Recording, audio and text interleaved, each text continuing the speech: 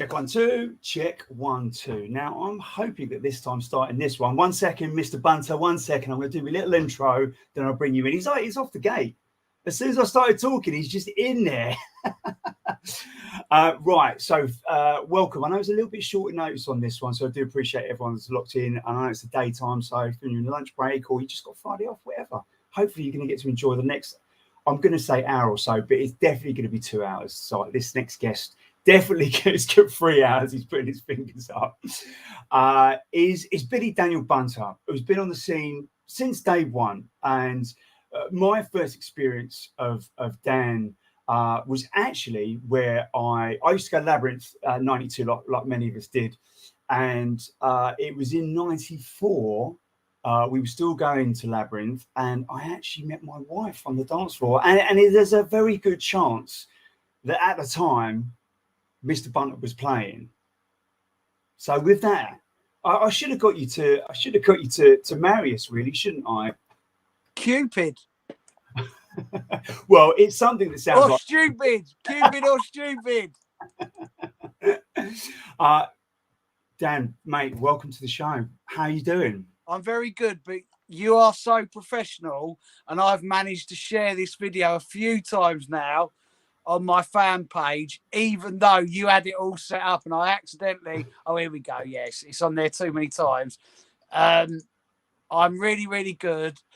And the moment you put up yesterday that I was going to be on your radio and is there any questions, it was all really sexual. And I said to you before we did this, Jay, I'm not going to do any sexual stuff about you. And then the moment you come on the screen, I just see this silky smooth. Oh, no. Sonia is off in here. And I see this silky smooth. Go on, please. Get it out of the way now. Oh, mate. Just for you, silky mate. smooth radio voice and silky smooth hair. Mate, thank you. You and Pete Cunning, it just leaves. Well, it puts me in a tits. We've got to do. I can't do a Pete. I need to get a little bit of. I need to get some serious hairdryer action in for Pete. But there you go. That's kind of it. There you go. Yeah. So, mate, welcome to the show. Thank you very much. I know that we could talk for hours and hours and hours, right? You've had a very long history in this scene from an incredibly young age. You achieved some amazing things, residency at Labyrinth, being a part of the old school hardcore into the happy hardcore, and dived and delved around many scenes.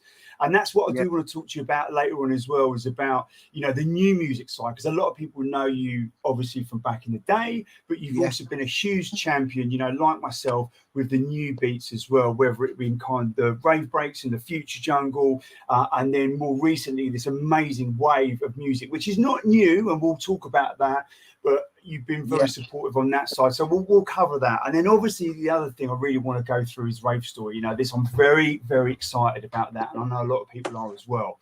Yeah. So with that in mind, let's dig it back. Like, I've read your book. It is absolutely hilarious. And I encourage anyone that hasn't written his book, even if you're not interested in DJing or, no disrespect, Billy Daniel Bunter, it is an amazing read.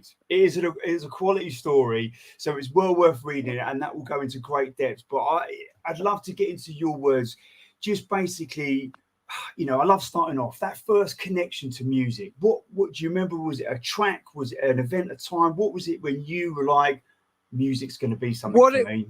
Right, what got me into it was Electro 5. Street Sounds Electro 5. My dad, my mum was into Motown. My mum's got the ump with me and you, by the way, Jay, because she was meant to come round at 12 with my dad. And we said to come round, well, originally at 2, and then I said, well, it is me and Jay, so this might go on till 3.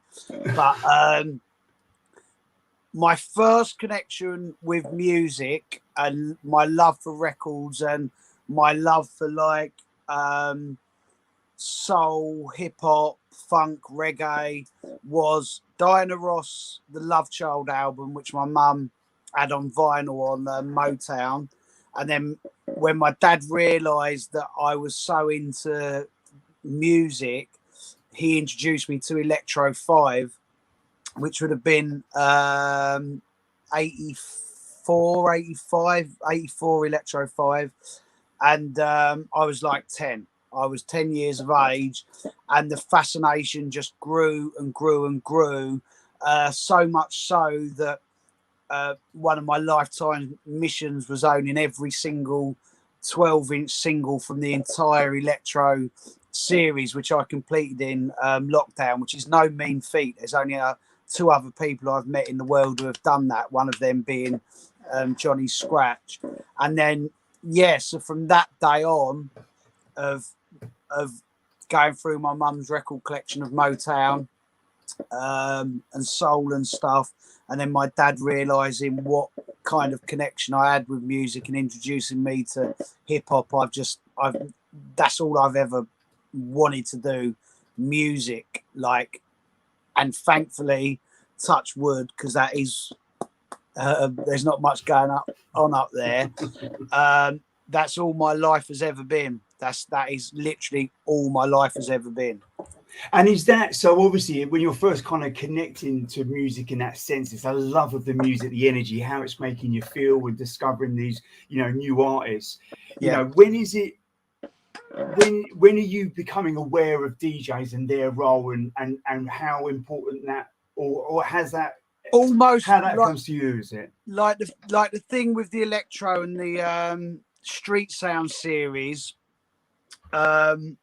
In the early to mid 80s and the latter 80s, was those compilation albums that were ultimately, they were really underground music, but they were mixed. They were all mixed. So my very first introduction to how underground music should be presented was at like 8, 9, 10 years of age, and the thing that like drew me into Electro 5 was just the way it syncopated from one track to the next. And not only was the music hypnotic, whether it was an instrumental electro track or whether it was like a straight up hip hop rap track, as if the music wasn't like enthralling as it was, then the way in which it was mixed together. So from the day dot, I was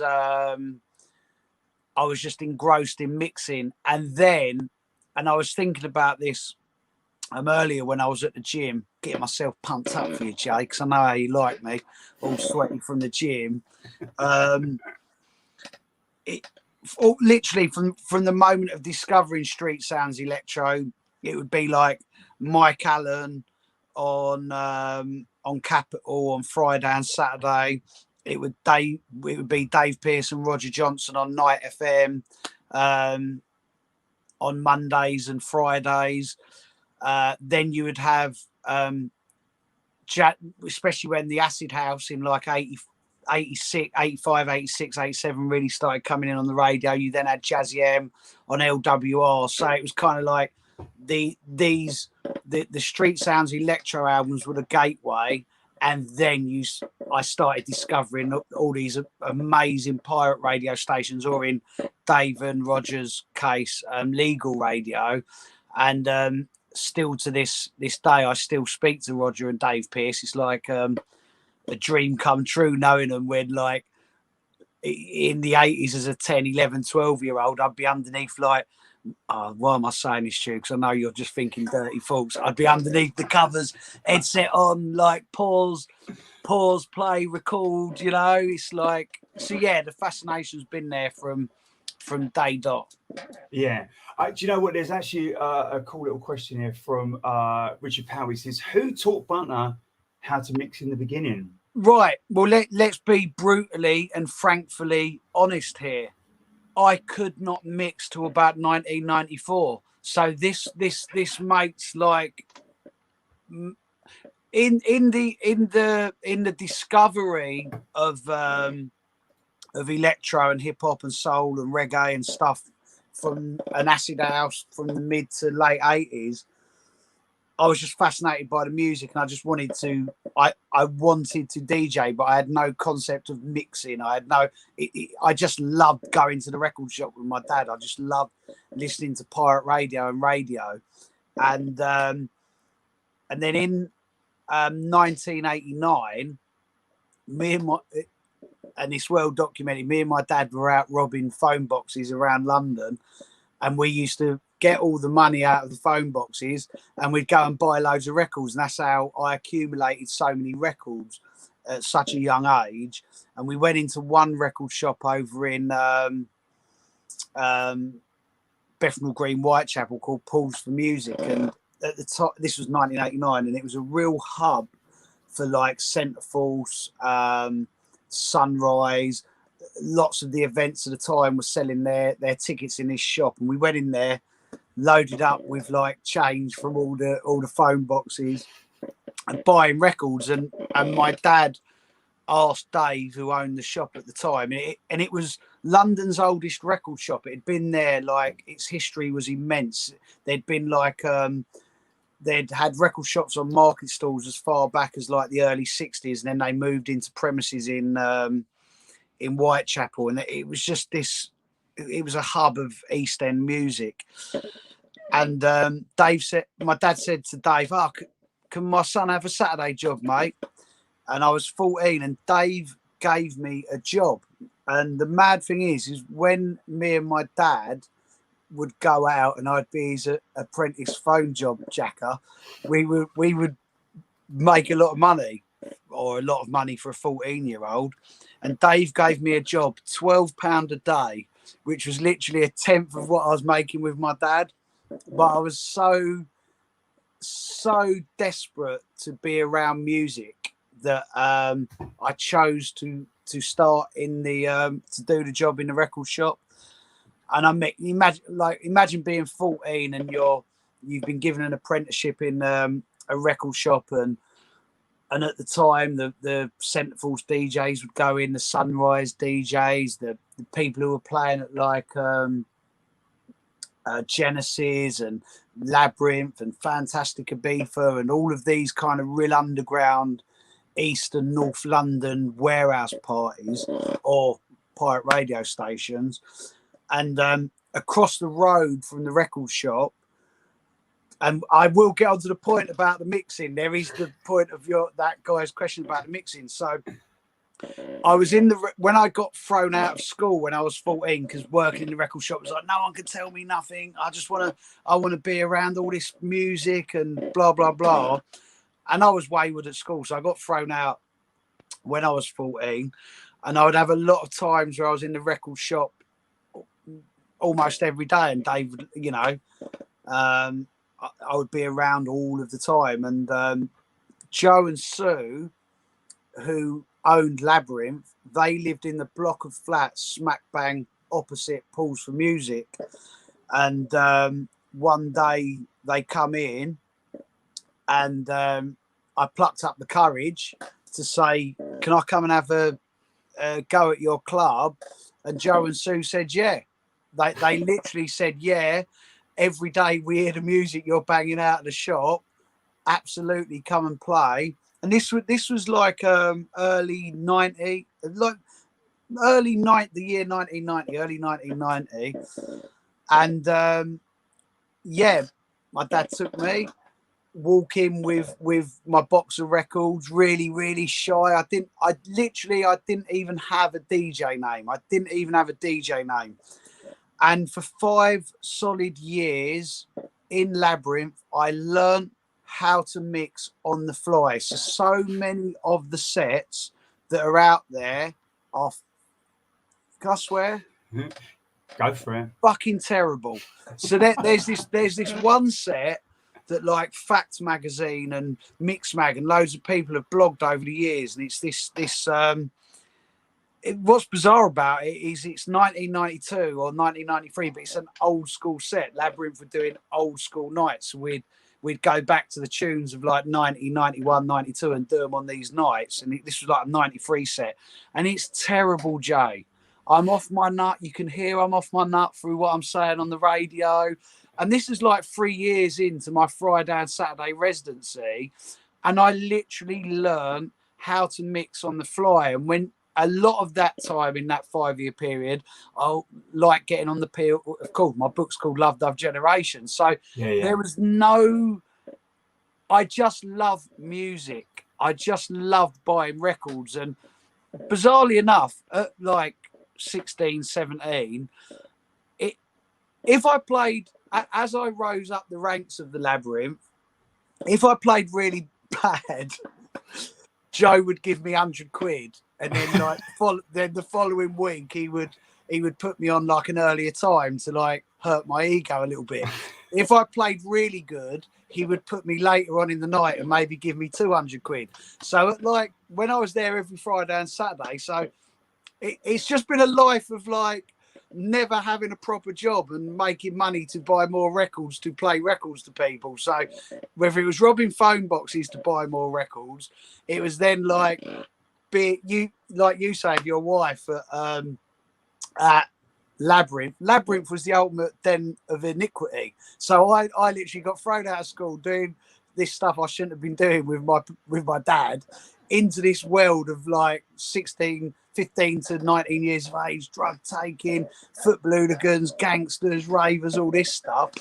And all I ever wanted to do was play records that I'd brought to people. So some weekends I would, as a 16, 17-year-old boy, get paid a lot of money to play records that I loved quite badly in the mix, to buy more records to do it again the following week. And I can't listen back to those old sets, but when I go onto YouTube, there's one set, it's terrible, Jay. The mixing is terrible, and all it is underneath is the energy. We used to go every weekend to hear Bunter, the energy. And I listen to it and I think, what the fuck are you listening to? And then when I started making music, I got more of an understanding of actually, come on now, everyone's booking you around the country. You need to liven yourself up. So in answer to that question, I learned on the fly. I didn't have a pair of 1210s till 95. I had thousands of records. Like in this room now, there's 2 pairs of 1210s. But then I didn't have a pair of 1210s till 95. But I had shitloads of records. That is amazing. So, I mean, you must have had one turntable at least to be able to listen to them. I had a turntable to listen to the records. And how I used to, for Labyrinth, so I don't know if you remember, like I really sort of had to work through the ranks. So it went from like having the first hour on a Friday and Saturday night.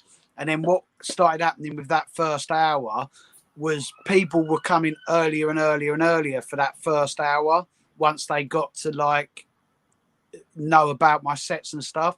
So then it was extended to 2 hours. And then it got to one point in like 91, 92, where I would do the first 3 hours. So for a good 2 years, I really learned how to warm a party up.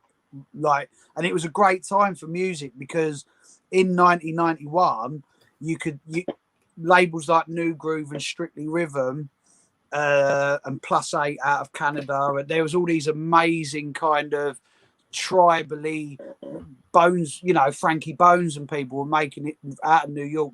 Either from New York, Canada, wherever. There was some amazing kind of housey techno with a breakbeat edge.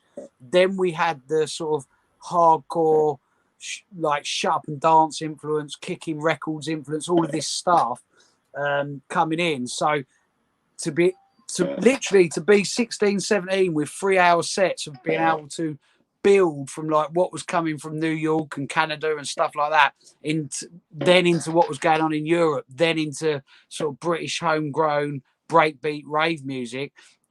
I look back with absolute gratitude that I was able to be that fascinated by records and learn on such amazing music how to do a 3 hour warm-up set. And then it kind of, as time went on, I would turn up to the club, or Joe and Sue would phone me during the week and go, yeah, everyone's buzzing about your set of the weekend.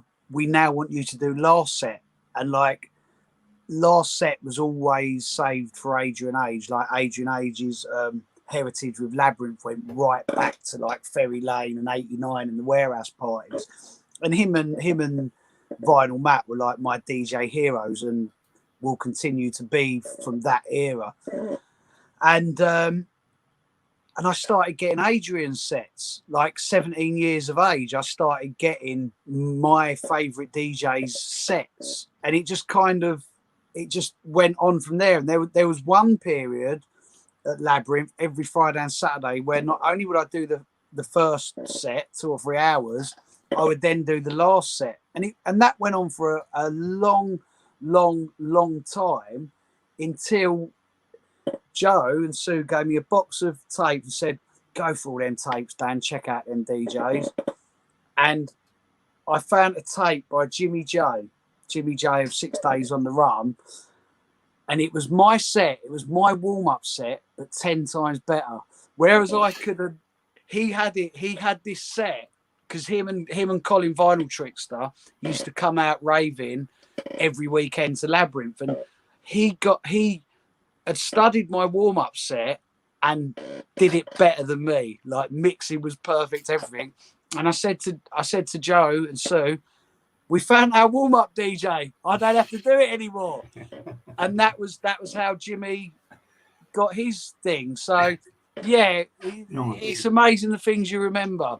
Yeah, talk to me about how you'd go about picking certain types of records or a vibe that you wanted to create. Obviously, a warm-up is different, but what are you thinking when you're packing these bags? Right. So in those days, like, I was heavily, like, I worked in a record shop with Eamon Liquid, Sweet Harmony, and still to this day we're really, really close. Literally, we speak a million times a day. He lives in Italy now, and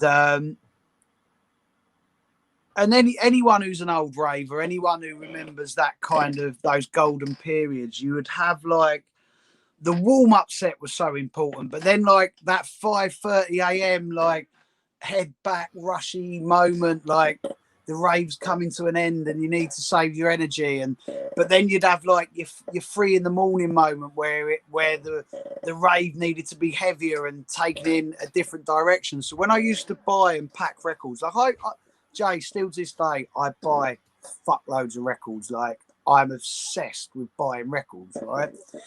So whereas most DJs and pretty much all DJs were mastering the art of, like, mixing, I wasn't. Like, the way I would pack, because of some nights in Labyrinth I'd play 3-4 hours, 3 hours at the start, hour at the end, 2 hours at the start, 2 hours at the end. Sometimes I'd play in the middle of the night as well if a DJ didn't turn up. So my boxes were always packed to moods of the evening, moods of the night or the morning or the middle of the night. So I always heard music and a lot of it as well at that point was also influenced by how potent the drugs were and the buzz and the atmosphere. And, you know, we can't deny that stuff. Like, some of those, like, Labyrinth was always synonymous for its end of night records, and, you know, whether it was me or whether it was Adrian, you had the ability to have these anthems as the last tunes. The club was meant to finish at 6. Then before you knew it, the club was open to 7, and you had 30 minutes to an hour's worth of one more's. And I never packed my boxes with mixing in mind. I always packed my boxes with a vibe in mind. And even to this day, it's like, I can like at Moondance at the weekend, like it doesn't, I can never go to a gig with a preconceived idea of how a set has to be. It's literally, it's a vibe. Like, music for me is a vibe. It's not a preconceived thing, you know? Yeah, 100%, mate. So let's talk about some of the other DJs that are coming into Labyrinth then. How's that working as a dynamic? You know, you're starting to extend your network, you're getting to know other DJs. Listen, I knew everyone, but I was shit at networking. I was shit at networking, shit at business, shit at understanding business acumen, shit at understanding marketing myself. Yeah, everything that you would expect a teenager to be bad at, I was bad at. Like I say, in the early days, I didn't even have a DJ name, and how my DJ name come about was in the record shop when I was filing records. Like the new releases would come in, and you would give them a number, and then you'd file it in that number. Like there wasn't a computer system, and my boss used to say, "Book 'em, Dano, book 'em, Dano," and when Labyrinth said to me, "Well, what is your DJ name going to be?" I said, "Danny Bookham," because everyone says to me, "Bookham, book these records in." And at that same time, LTJ Bookham materialised at Rain Dance, and his name was Danny Bookham. So it was back to the drawing board, and then we was in the record shop. And I have the worst DJ name in history. It's so stupid, but there's just no letting go of it anymore. And we was in the record shop the following week, and I'm saying to them all, like, I need a DJ name because I want to start putting my name on the flyer. Now, bear in mind, I never had aspirations of being on a flyer. I just wanted to play records, right? So Mervyn, who worked in the shop, "Billy Bunter, you look like Billy Bunter." And I was like, well, Mervyn's 10 years older than me. So if Mervyn says I'm Billy Bunter, who am I to argue? Because I was like just this young boy, ultimately, who didn't have a clue. So I come over and I said to my dad, "I'm Billy Bunter." And he's going to me, "You silly," but you know who Billy Bunter is. But it was too late by that point. Joe, Sue, Phil and Denise, 2008, they would probably think, Billy Daniel Bunter. And yeah, and that's how that name stuck. But yeah, listen, in that period, like all of my first lot of encounters, whether it's LSD, whether it's Rat Pack, whether it's Kenny, whether it's Frost, all people who, like, in the past 30 plus years sat around the dinner table at our house, friends, released music together, made music together, been around the world together, and you know, I made amazing friendships and amazing relationships with a whole host of all of our legends and rave heroes from that period. And more importantly, it's where I met Sonia and have like you and your missus, and have done Sonia's heading for almost 30 years. But without it, we wouldn't have had our children. We wouldn't have had the life in music that we've had. And also, look, and that period for us, that period of Labyrinth was such a different era in the heart of Dalston. No one was going to Dalston. What made Labyrinth so amazing was the fact that it was in a place that was dangerous, but was looked after by the security and the promoters. So huge life lessons for me as well, like huge life lessons, like going from doing what I was doing with my dad to being, you know, all of those books that have been written on the history of rave and the football hooliganism and people taking over raves, and then certain promoters looking after their raves and not letting anyone stop them. The people who started me, they were those people who never give up on raves. So like Joe Labyrinth, Phil Desire, all of those people of that time, they were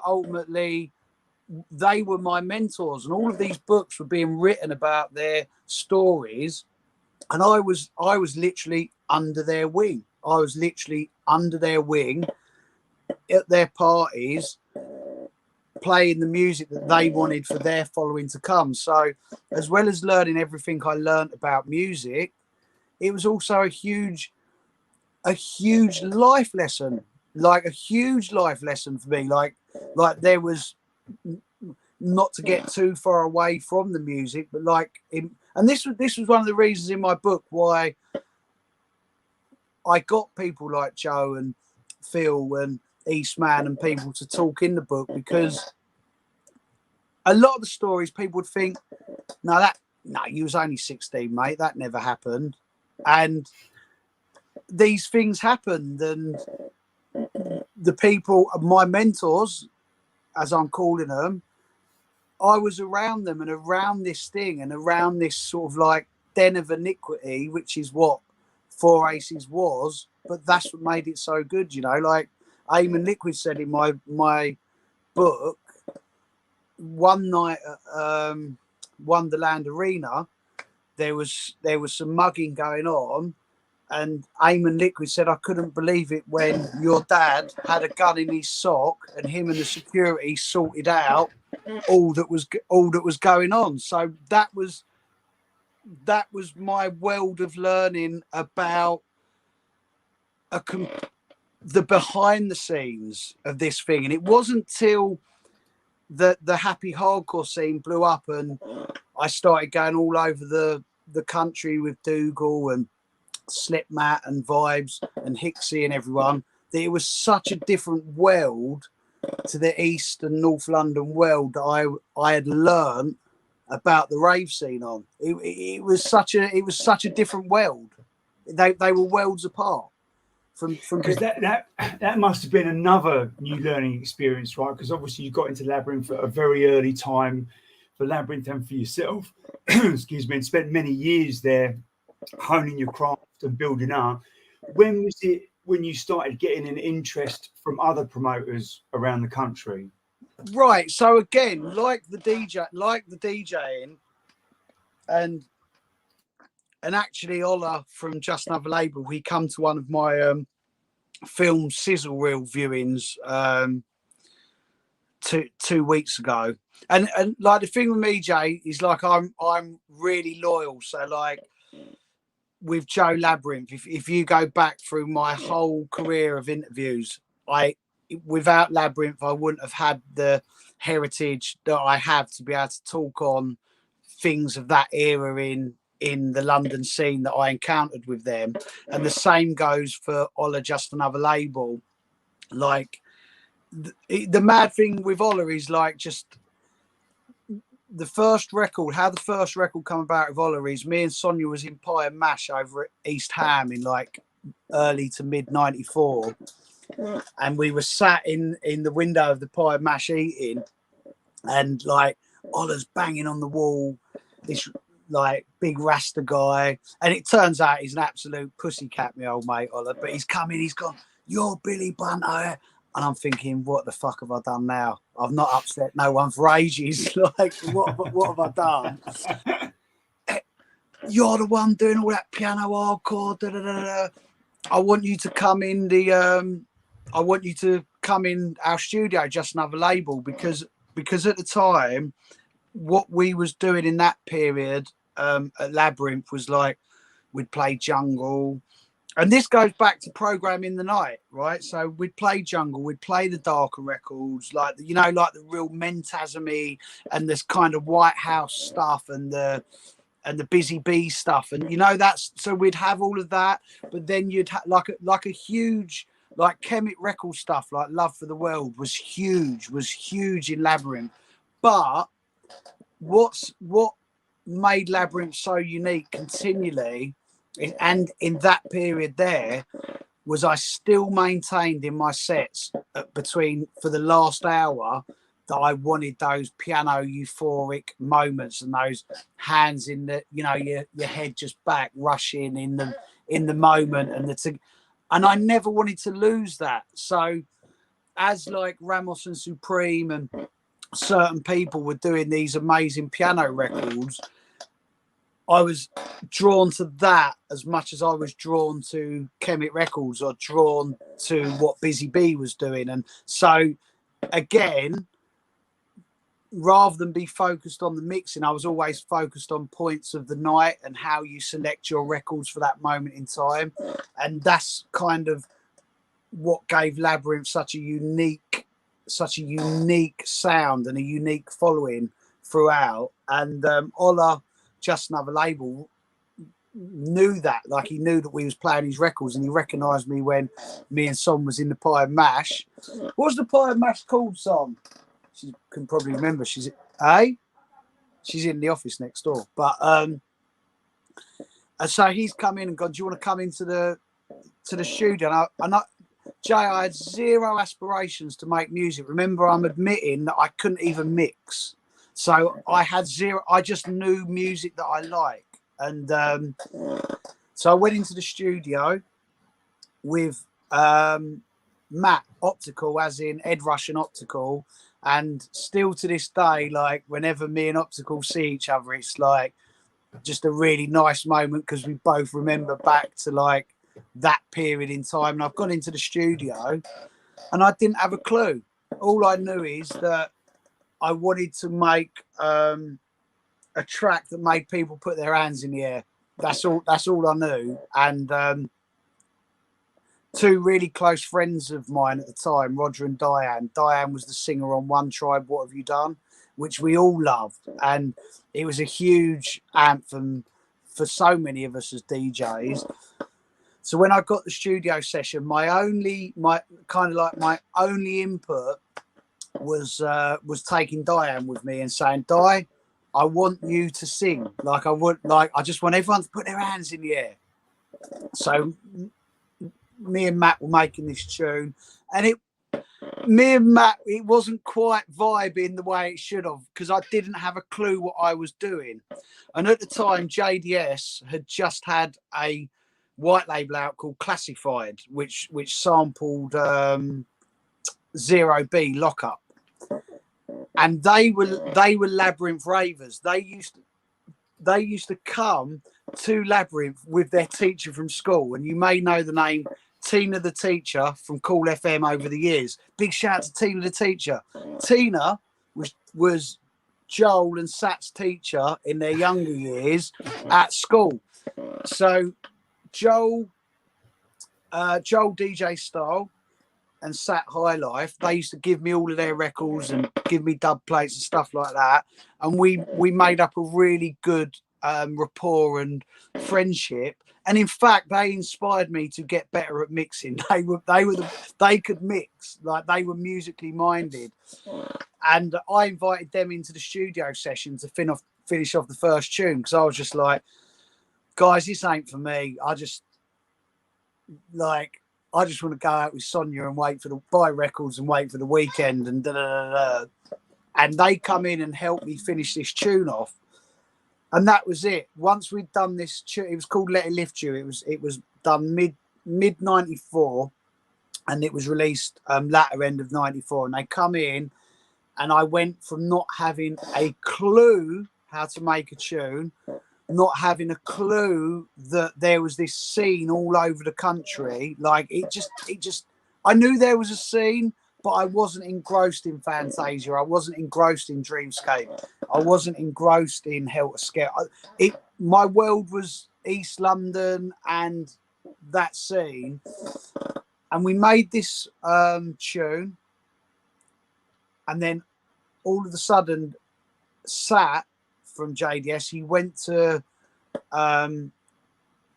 World Dance, and it got played about 5 times in the night. Matt played it, Cy played it, Shanus Vibes played it, Dougal played it, and he just come back like after the week and going, the tune got played all this time. Somehow, I'd never DJ'd out of London at that point. I'd never ever DJ'd out of London, but every Friday. What time is this? Not like late 94, mid to late 94. I'd never ever in my life DJ'd out of London. In fact, Fantasia one time come to Labyrinth in 92, asked me to DJ, and I was like, nah, I'm too into this, mate. I like that was my youthful kind of blissful ignorance of this is my world kind of thing. And Dan, I've just got to say, it sounds like you do have the world's squeakiest chair. Oh, is it really bad? Yeah. So let's keep your butt nice and nice. Let me keep myself nice and or I can sit on the floor. So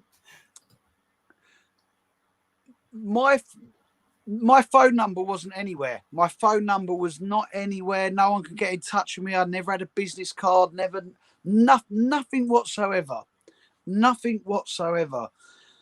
And this is mad. Do you remember this song?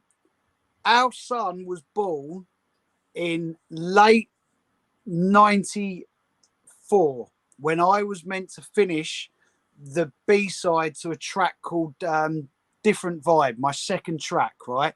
And I had to cancel the studio session. And at the time, we I was still living at home with my mum. I was 19, 18, 19. Paul Hyperbolic, off the back of Let It Lift You, managed to track my phone number down from someone. So he'd either phoned up Labyrinth or he'd phoned up Just Another Label. They give him my phone number, and Paul Grant, Hyperbolic, gave me my first booking outside of London, even though I'd been out every weekend from the age of 15 to that point, every Friday and Saturday. Like I said earlier, sometimes making 400 quid a weekend as the Labyrinth resident. Other weekends, if Joe had the hump with me and I played crap, I might have walked away with 50 quid, right? And Paul gave me my first ever booking outside of London, and still, I would say, on average, Paul's booked me every year since that time. And this weekend, Paul Grant Hyperbolic's doing his last ever party, and I couldn't DJ for that one. So do you know what he did? 3 weeks ago, he put on another party just for me to go and DJ at, because that's how deep our relationship is. And back to loyalty again, Jay, right? Loyalty is a massive, massive thing in success and heritage and going and going and going. If Paul rings me up and says, Dan, I want you to come and DJ, he'll say, how much do you want? And I'll say, please don't embarrass me, Paul. And the same goes for everyone who I've had that relationship from them times there. Because without those connections, without those heritages, without those histories, so much of what we've all done, and so much of the backbone, and so much of the roots, and so much of why we're all still here wouldn't be happening. And sometimes, scratch that, not sometimes, all of this time, all this is beyond money. The love for this music, the scene, what we have to do is beyond money. And when you have connections that go as far back as that with people, loyalty is golden, and heritage, and remembering who helped you and who built you up. And you know, it's very, very important, Jay. It's a really important factor of keeping this thing alive, keeping history going, keeping us moving forward. It's never about money. It's always about the love for keeping the thing going, you know? Yeah, 100%, mate. And you know, when you've been in this for that long, you know, you've obviously built those relationships up, and some of them are still going, some of them, you know, are not. But someone had a question, I can't remember where. I thought that was quite interesting. I'll see if I can find it. Here we go. No, stand by. Here we go. Tyson asks, he says, is Labyrinth ever coming back? That I don't know. I haven't spoke to Joe for a little while. Me and Joe did his first. Like, this is how music works. This is the magic and the mystique of music and history, and the work that we all put in our own directions and our own lanes, and what we all do. So we put on the Labyrinth 30th birthday with Joe, and everything that we ever do is as fans of the music. And that Labyrinth 30th birthday was a celebration for all of us at Electric. Like, we had Fast Eddie, we had Adamski, we had Ragga Twins, Colin Dow, Adrian Age, me. It was just a magic night, and everything about that night was meant to be. Like, the way me and Joe kind of inspirationally met up for that one thing, joined our brains together, our passions, our love for the history, and then kind of, you know how music works, Jay. Like, these magic moments happen, and then you float off again, and you know. And I don't know when the next one will be. I don't know. And then with COVID in between everything, who knows how, you know, we're in a, for me, in this music and what we do is a way of life. There's no pressure or no kind of commit. You have to do it here and you have to do it there, and this release date and that and this.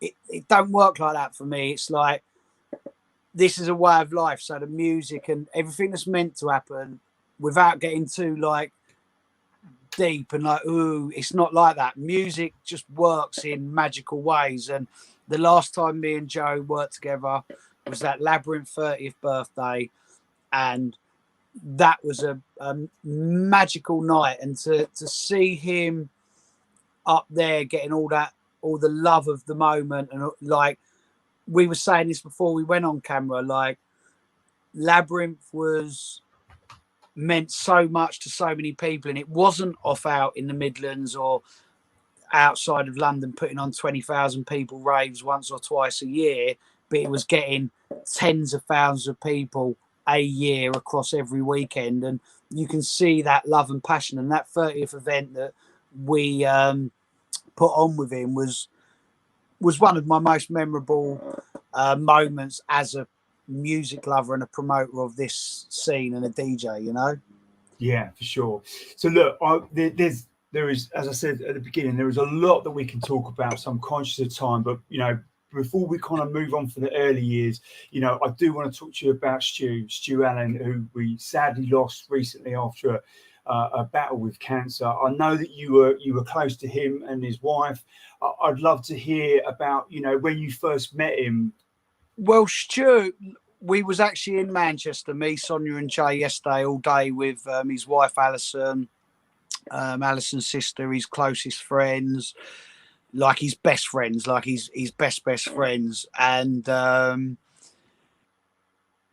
it's this one has really hit hard, because like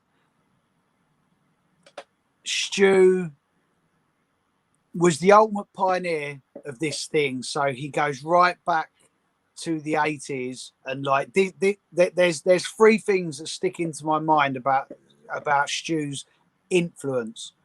So earlier I said about listening to Jazzy M on LWR in the mid 80s when Jazzy had his acid show, the first acid show, full dedicated acid show, celebrated by everyone. We all know that Jazzy's show was that show, right? When he heard of Stu's passing, he said on one of the posts what an inspiration Stu was to him. Dave Pearce, people like Dave Pearce and Mike Allen, to us Southerners, was what Stu was to the North. Dave Pearce come under one of my posts and said what a legend and what an inspiration Stu was. So our Southern legends are saying what an inspiration Stu was. Then Carl Cox saying that Stu was one of his heroes. His influence is undeniable to this whole heritage and this culture and this influence. And what is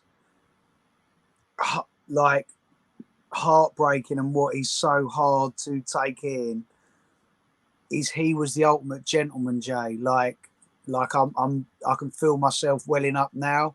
Like his vulnerability, and he was so like humble about and unsure of what his influence, like the Stu Allen influence. He was just so like he didn't feel how we all feel about him. And like when you sit around a table with him and he's talking about interviewing Barry White, and he's had Mantronics on his show, and he's had Salt and Pepper on his show in the 80s, and he's interviewed James Brown, and then like, you know, he's in the top 5 DJs in the world with Sasha and Carl Cox, and you go onto to YouTube and you find hundreds of sets from the early 90s that are perfectly mixed in a way that even to this day we would have trouble mixing in the way that he did from vinyl. And the most humble, influential legend you could ever meet and hear stories from that no other person could ever tell, because he really was one of, if not the first, to play house on the radio legally.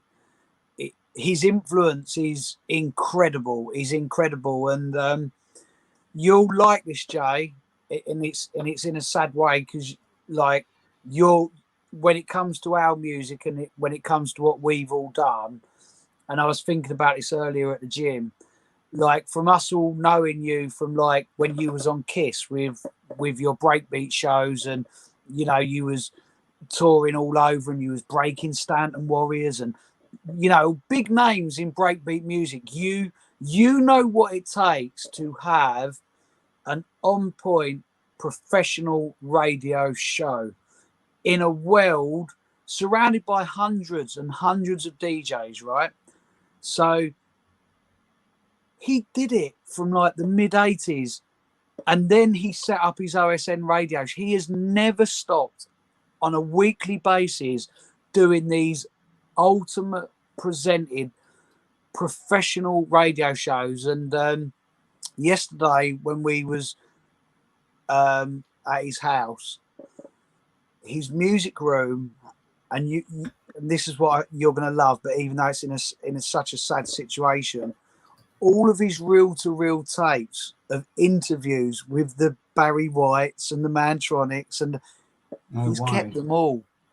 He's got it all. He's got all of the reel-to-reels of all of these radio shows, and this is how influential he was. He's got a plaque on his wall for Dub Be Good to Me, Beats International, which we all loved in 1990, #1 record. He's been presented a gold or platinum disc for breaking that record. No way, that's amazing. So, but listen, I've sat around the table with Stuart weddings in other countries, and literally I've never been in, or we've all met lots of people in our lifetimes, be it in music, be it away from music.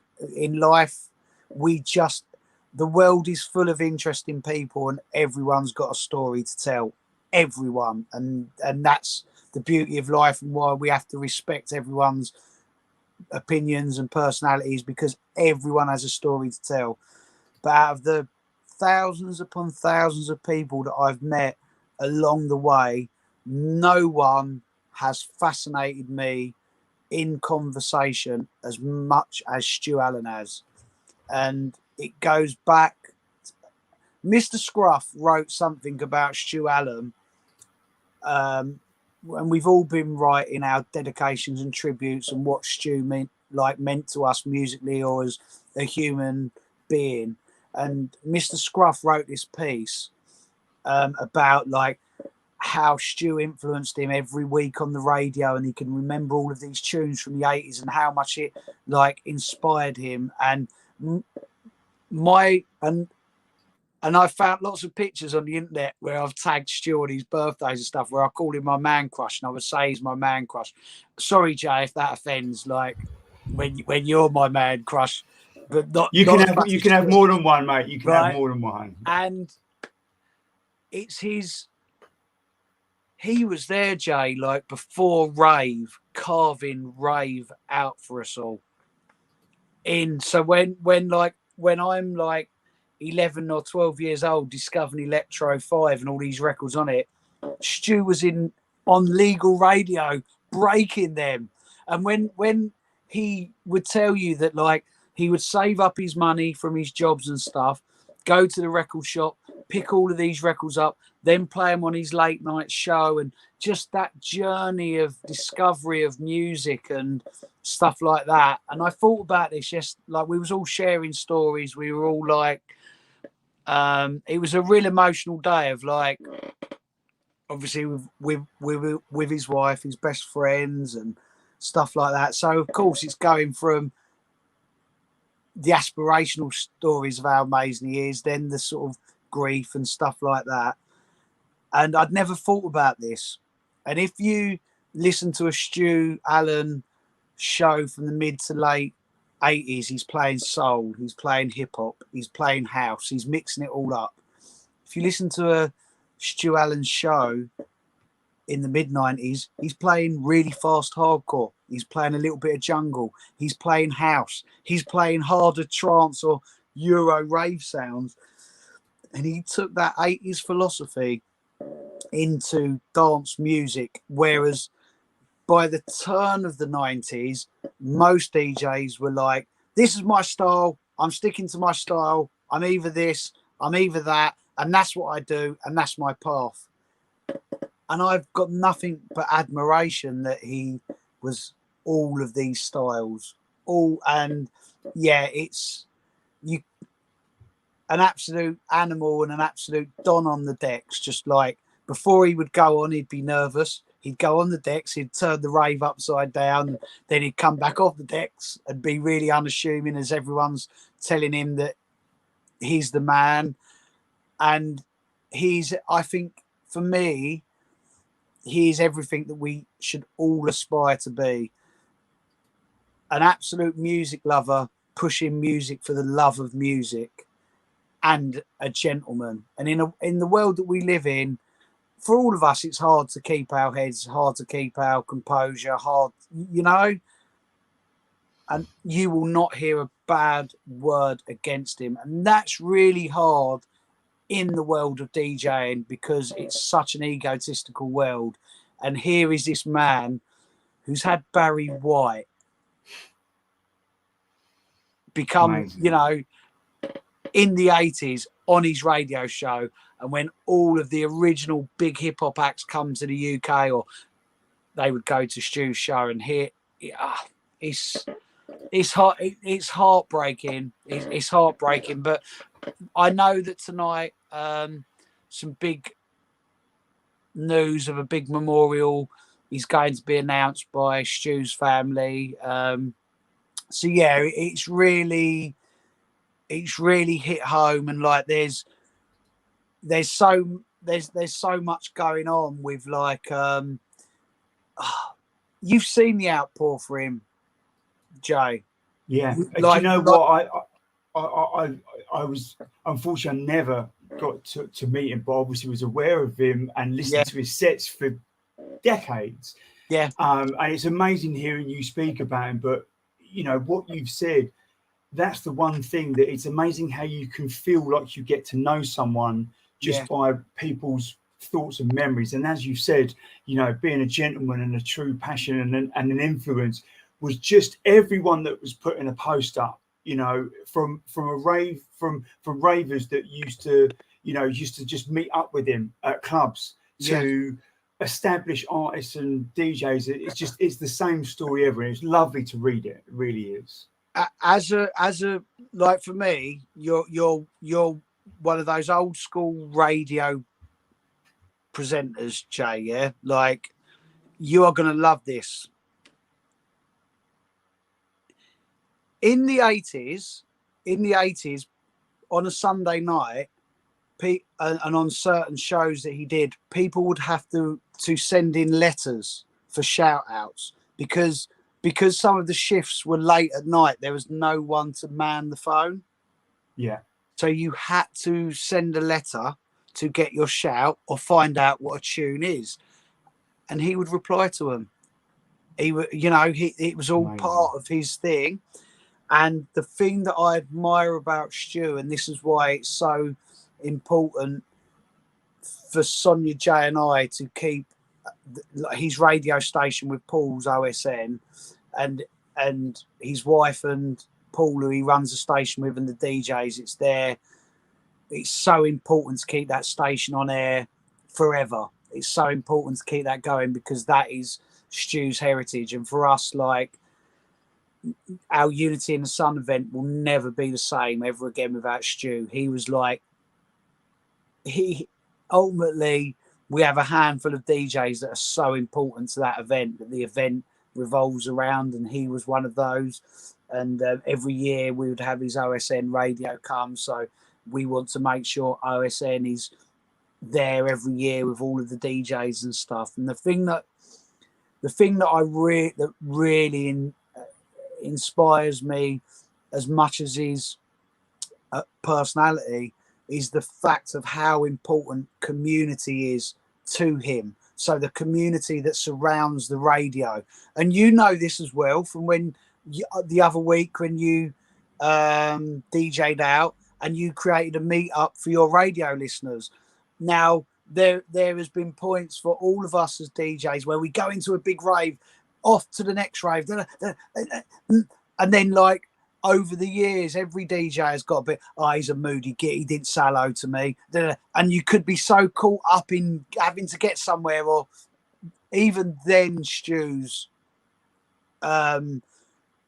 humbleness made sure that he would stop and talk to people, you know. And like on my show on Monday, I did like a tribute show to Stu, and I downloaded hundreds of sets and went through them all. And I played a 6-minute snippet of him shouting out lots of people. And he didn't speak much on the radio in the early 90s when you listen to the shows. But this one clip that I found, he was just shouting so many people out in between his mix.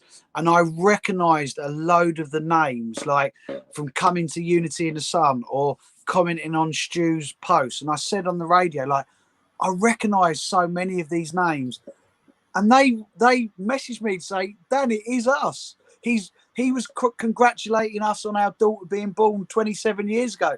We're still friends with him. We was best mates with him. And he kept this community around him, you know, sharing the love for music, and that for me is amazing. That's inspiring.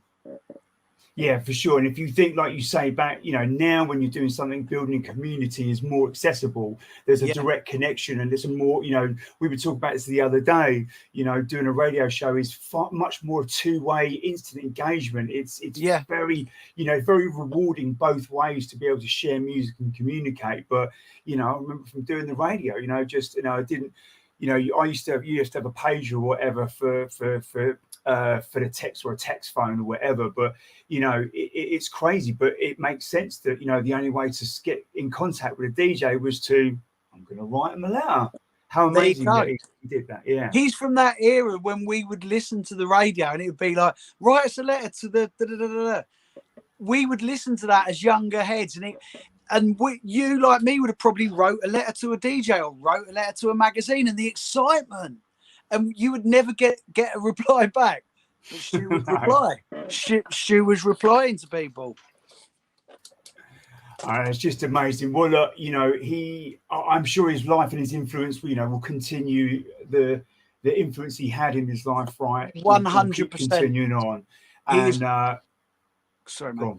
He's got an amazing bunch of people around him who I think it's so important to keep his legacy here forever, be it through book, be it through documentary, be it through radio shows being archived, be it through music being re-released, and you know, there's so much there. And I think he's got such a legion of both fans and friends who are absolute fans and in awe of his work, who I think are going to be united continually over years, over decades, to keep that history and that influence alive through the music and through his work, through his unbelievable work and dedication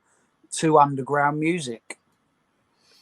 Have you got a story or something that you wanted to share of an experience that you and Stu had together? Yeah, he would always say what a nightmare I was at Unity in the Sun, because like Unity in the Sun's quite an interesting one, because it's, you know, like at home when we do and his wife was saying about this yesterday. So at home when we run a gig, it's literally like 10 to 6 in the morning or 12 to 9 in the afternoon, and pretty much 2 weeks before the event, all of the DJs have pressurized me into actually doing the set times. I like doing them the day before. I like everything to be really organic and like it just happens when it happens kind of thing. Whereas at Unity in the Sun, Sonia has done all of the organising of getting all of these people into another country and getting them into their beds and into their hotels brilliantly. All of the hard work's done. And then Jay and Steve and Jeff, their job is to ferry everyone around and get them from the airport to their hotel. All of the hard work is done, right? So lots of the Greek venues and hotels have a nickname for me.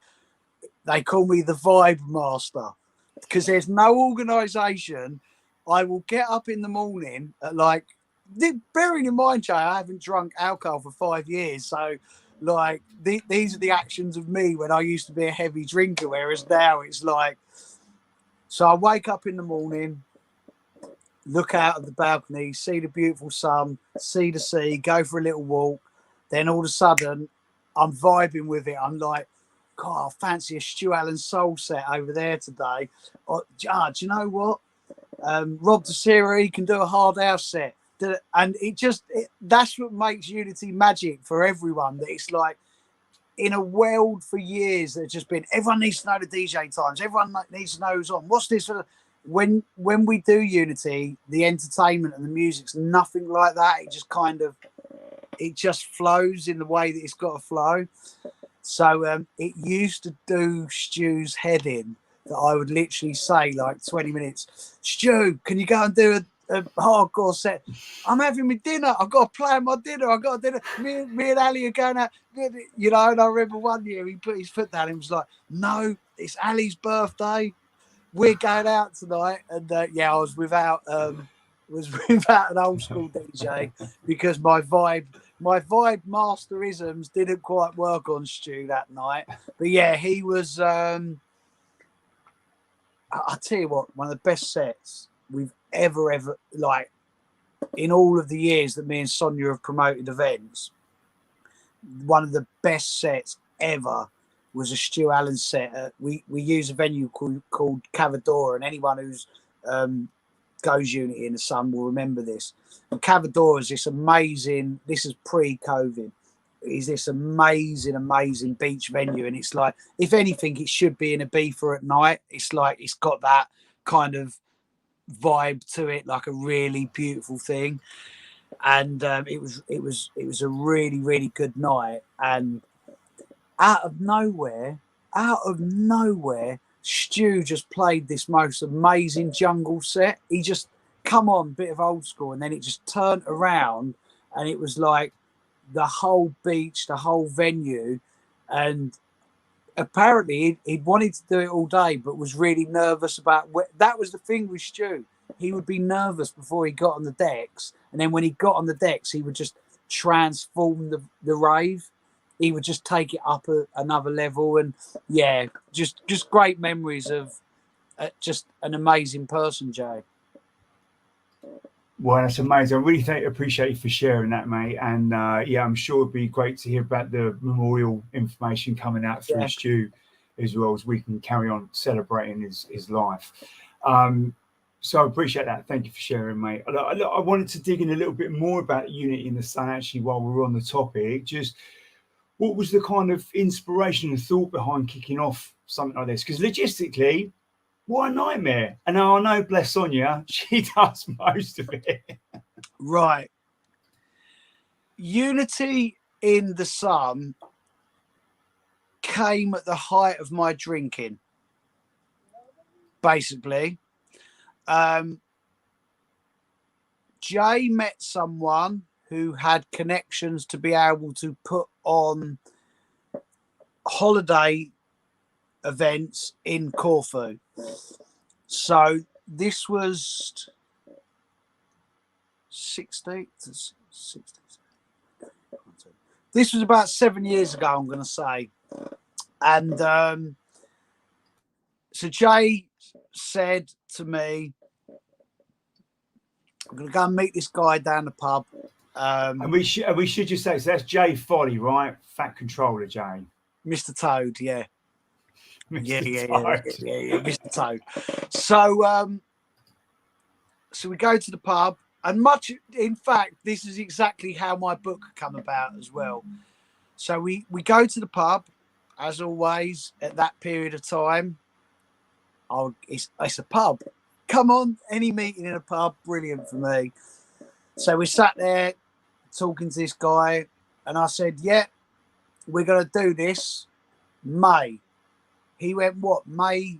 I think it was, the meeting was in 2015. He said, what, May 2017? This was a December in 2015. I said, nah, May 2016. He went, what, in 5 months' time?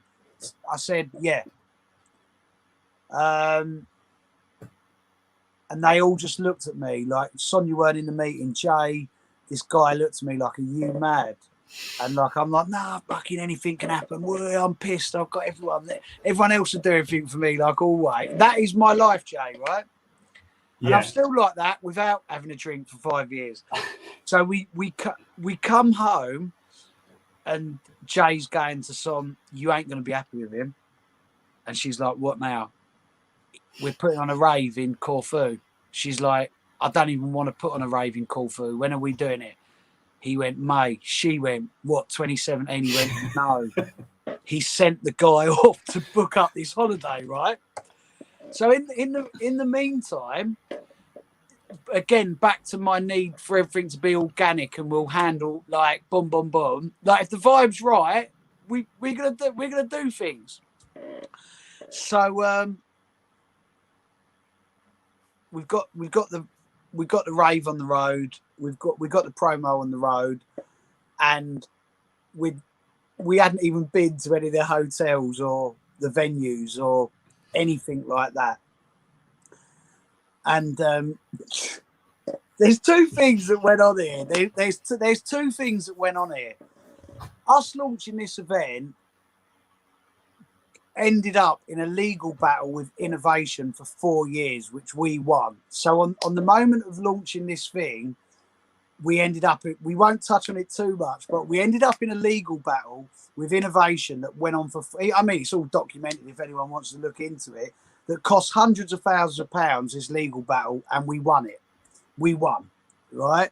So we had that going on for 4 years in the background that was just like, just a headache. It was just this thing like going on, and we hadn't actually been to Corfu to check everything out, right? So 1 month before the event, flights are finally open to Corfu, and we go over there. We go over there to meet all of our hotels and all of our venues, and it turns out most of them hadn't been booked by the person who I'd met in the pub and been pissed like with and blah blah blah blah blah. And look, I get it. So you are, how many of these holiday destinations have had wide boy, mouthy English people come over going, we're promoter. It's the promoter thing. Like promoters are like, a lot of the time, just like, you just think, oh, wide boy, here they come again, promising the world, da da da da da, you know.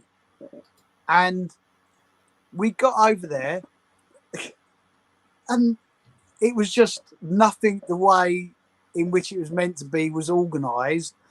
And we were literally in at the deep end without a fucking clue, with never met these people, with a legal case going on. And 8 years later, we're now literally every hotel, every person we deal with is like family. They get offended if we turn up to Corfu. They will get offended if we don't let them know. They'll get offended if we don't. I mean, it's a really small place, Kavos, and there's only a handful of families, and only 300 people tops live there. And we love it. Like, they are literally the bars, the hotels, the restaurants, the people who own the boats. They are literally like an extended family for Sonia, Jay and I. It's literally like, so from me, not them, not Sonia or Jay, me throwing the company in at the deep end, we've ended up with extended family members and basically a rave paradise to take lots of our fellow rave lovers to. and and for whatever reason, it just works. It just works. And the mad thing is, Jay, our relationships, like with them over there and through COVID and that, ultimately, as well as being rave promoters, we are also, I say we, Sonia, is a holiday operator. You know, she provides holidays. We provide the entertainment and the music and stuff like that. But she's ultimately piecing together holidays for people, and she does an amazing job with it. And when COVID come about, I don't know how we did it, but our relationships were so strong with the hotels, with the venues, with the locals, that we managed to put on during COVID 2 events. We never stopped, like even during COVID. And again, I was thinking about this earlier, is we would have been one of the only, not just one of the only old school events, but one of the only events to be happening worldwide. And it was all COVID safe. It was all within rules and regulations. Some nights the police worked with us, other nights they was unhappy with us, but we managed to put on 2 events during COVID, which is almost, well, it was unthinkable, but I think it's testament to our dedication and our belief in what we do and getting through any situation at any given time, you know. And the book come about the same way that Unity and the Sun come about. You there? Sorry, mate. I muted myself, mate. Sorry. Mate, well, that's amazing. Like, obviously, you know, to be able to do that during lockdown, it was all very restricting to be able to kind of get that gathering, mate. So hats off to you and Sonia. Just quickly, Jay, just come in my head about the book and kind of a series of events. When I got the idea for my book, we had a meeting. Well, no, we had 5 or 6 meetings set up at the Big Chill in King's Cross. So we liked at that time the Big Chill in King's Cross because it was just like a few train stops away, so we could go there and get drunk, right? So and we liked the vibe of the Big Chill. So I kind of set up an afternoon at the Big Chill to meet 5 or 6 potential people to write the book, to transcribe, because before I set about the book, and it's great working in a room full of like 15,000 records and then having access to flyers on the internet and having so many people from back then still around, like same best mate from school, same missus for 30 years, same promoters, you know, the people who started me off, I still get on the phone. So, you know, it was easy to piece together with all of this history. And we had a day where we was at the Big Chill to meet lots of potential people to transcribe and write the book with me. By the time the first meeting happened, I was already a little bit pissed. So the first meeting was with Andrew Woods, who ultimately did all of the Music Mondays books that me and Sonia published.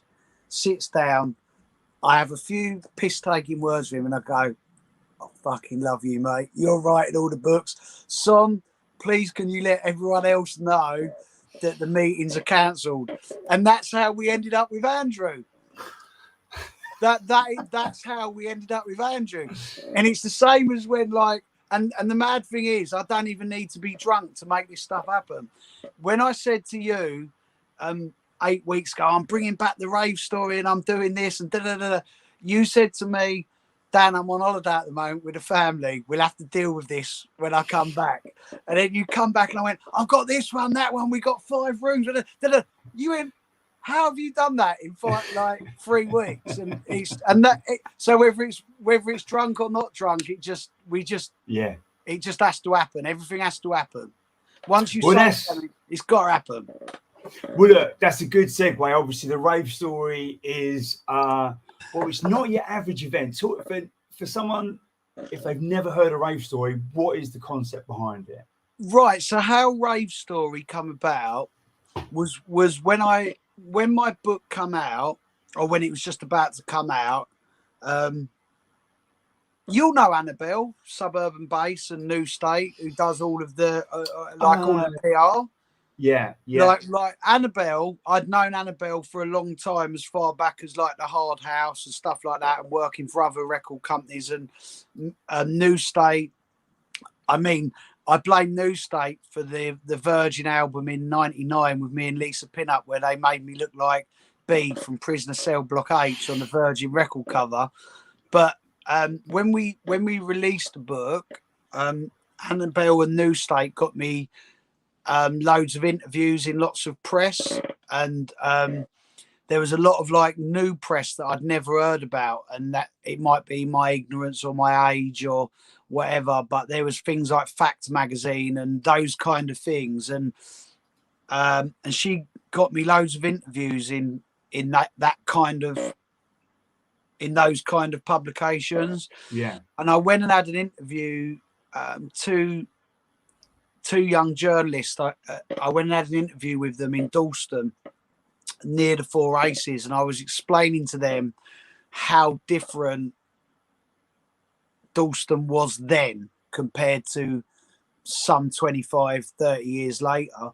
And when I was explaining to them, they couldn't believe the stories. They couldn't believe there was no trendy coffee shops. They couldn't believe that, like, if you robbed a car outside Labyrinth, you'd end up with your legs broken at the other end of the road, literally, back then. And like, it just wasn't computing in their head. And then I was sort of like telling them like roots of things like Cool FM and Weekend Rush and Eruption, and like how AWOL would become more jungle and Labyrinth become more happy, and you know, all of this stuff that people like me and you just know instinctively, Joe. We know this stuff because we lived it as when we was their age, right? And we went to these areas, and we know these areas, and we know the significance of the music that was born out of all of these places and these vibes, right? So I come home pissed again after the interview, and I said to Son, we need to start doing art galleries and seminars, and I think there's like a generation of younger people who would really like these stories and really like what our friends have to say. Like it's like there so much has happened, like so much happened between like 88 to say 94, and we literally, again, like with the book, like with Unity in the Sun, we ended up with the Rave Story art galleries, and we did these things, and they went across 4 or 5 days, Monday to Friday, at the aquarium, which sadly is now closed. And it would be seminars in the evening. It would be a pop-up record shop in one room during the day. You could buy flyers. You'd have an art gallery with Pears and Junior and the Mind Warp guys. And it was a brilliant time pre-COVID, like 2015, 2016, when we launched it. It was a brilliant time, and it really captured a great moment. And I remember on the first one that we did, me and Sonia was on the train going to open up the first day, and without hiring anyone to do any press, the Metro did a piece on it. And then that same night, was it ITV, Son? There was. I often scream out Sonia in the other room, and like she switches off to me. But there was, I forget, one of the news channels come down and interviewed us because it was really interesting. It was a really interesting thing to do, and we did it for like 3 or 4 years in a row. And then what I was going to do in 2020, we had a really big one planned. And I'm not going to say where and what it tied in with, because I still want to revisit the idea that I have in the area that I want to do it. And we actually launched it. We launched 2020, and we launched it as like, this instead of being an all week thing in a smaller venue, we're using a larger venue. And we launched it, and then obviously COVID come in, which meant that was done. That was we couldn't do it. And then once we come out of lockdown, obviously we put the 2 events on during COVID. I continued DJing every day on the radio during COVID. We launched records we released records, old back catalogue, like some of the books, mine and Jumping Jack Frost book. It was like they was re-released again. You know, everyone at home wanting to read stuff. We set up the mental health charity, which we'll talk about in a bit. But we come out of lockdown, and you know, Jay, like I have 3 or 4 different heads: my promoting head, my DJ head. I have like the label head that releases books and records, and then more recently film and charity. So when we come out of lockdown, all of my DJing was rolled over events: Clockwork Orange, 90s Festival, House and Classics Festival. So when we come out, it was this really surreal world. Like every gig that I was playing was pretty much really busy, but they were rolled over gigs. They were rolled over gigs that had been sold out before COVID, and then there was like a need and a buzz for people to go out. Me, Richard, Rain Dance, Eastman, Sonia, the Sozinator, for obvious reasons. She is the Sozinator, and we all put on an event at Heaven between us, and it was literally the easiest event that the 4 of us had put on for a long time, because it was post-COVID, because everyone wanted to go out in London to an old school and a jungle event. Rain Dance and Fever hadn't had anything, and we just all connected like the Labyrinth 30th. Everything was just flowed for all of us as friends to put this event on, and it was just brilliant. And it was like, but we all felt that we was in a surreal world where post-COVID first 6 months, this is not the scene as it's going to carry on. This is like pent up 2 years, being locked up, not going out. There was some magic there. Then we had, I'm talking with my promoter head now, Jay. Then we had our yearly New Year's Eve event, which we've done for like 12, 14 years over in Vauxhall. And that went really well. And then, like, remember when we went into lockdown again? They locked us down after we'd been let back out. And all of a sudden we had an event coming up, and we did not know whether it was going to happen. We did not know if this event was going to happen. Then 3 days, it was like they said, "Oh, have your parties," you know. So we literally had 3 days to pull off a New Year's Eve event, which, touch wood, fuck knows how we pulled people to our New Year's Eve event. So we then did, me, Richard and Sonia did Electric in April. Now, this year, in terms of promoting, compared to last year when we come out of lockdown, it's a completely different story. We've had like just so many festivals. We've had the war being spoke about continually. We know we're coming into or at a financial crisis. The lay of the land now for gathering people to come out is completely different. It's a completely different thing. And after the event we did at Electric, I said to Son, I want to do some of my smaller events, some of like my 200, 250 people events, rather than big 1,000, 1,500 people things, right? And we did a little party at the Egg that we loosely tagged to the rave story, very loosely tagged to the rave story, because I wanted to see how people reacted to, you know, like having Junior doing his art gallery, having Dectronics and 21210s, that, you know, my favourite record shops, some of my favourite people, and we just put on this radio event that was smaller and more intimate, and kind of touched on the rave story and touched on what we all love as radio. And we all love Pete Cannon, so Pete Cannon played. We all love Nebula too, and it was just a mixture of music, old and new, that we all love. And then it's kind of, how can I explain this? There's been a spirit, Jay, right? There's like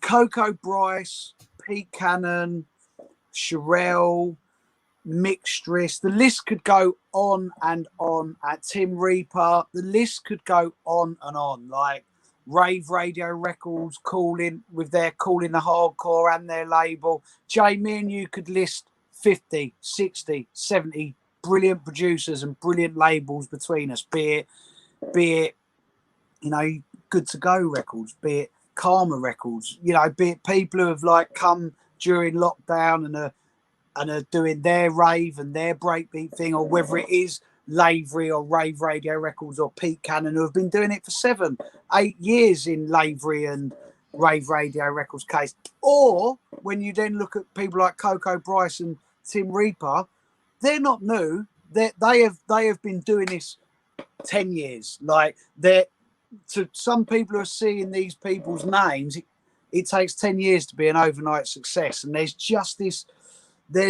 energy from a generation of people post-COVID, most of which are much younger than us, Jay, much younger. And what they're doing, and what has really struck me and caught me as a fan of rave music and a fan of underground music and a fan of faster music, is post-COVID energy for creative minds is a really magical space. So when you see Samurai Breaks, when you see Coco Bryce, when you see Sherelle, when you see Pete Cannon, when you see like this generation who are younger than us, they're not new and they're not up and coming. They cannot be referred to as that because they've been working hard in keeping these spirits and these vibes alive, right? When you see they're mixing up 170 BPM, acid almost trancecore, into a jungle tune, into a piano happy hardcore tune.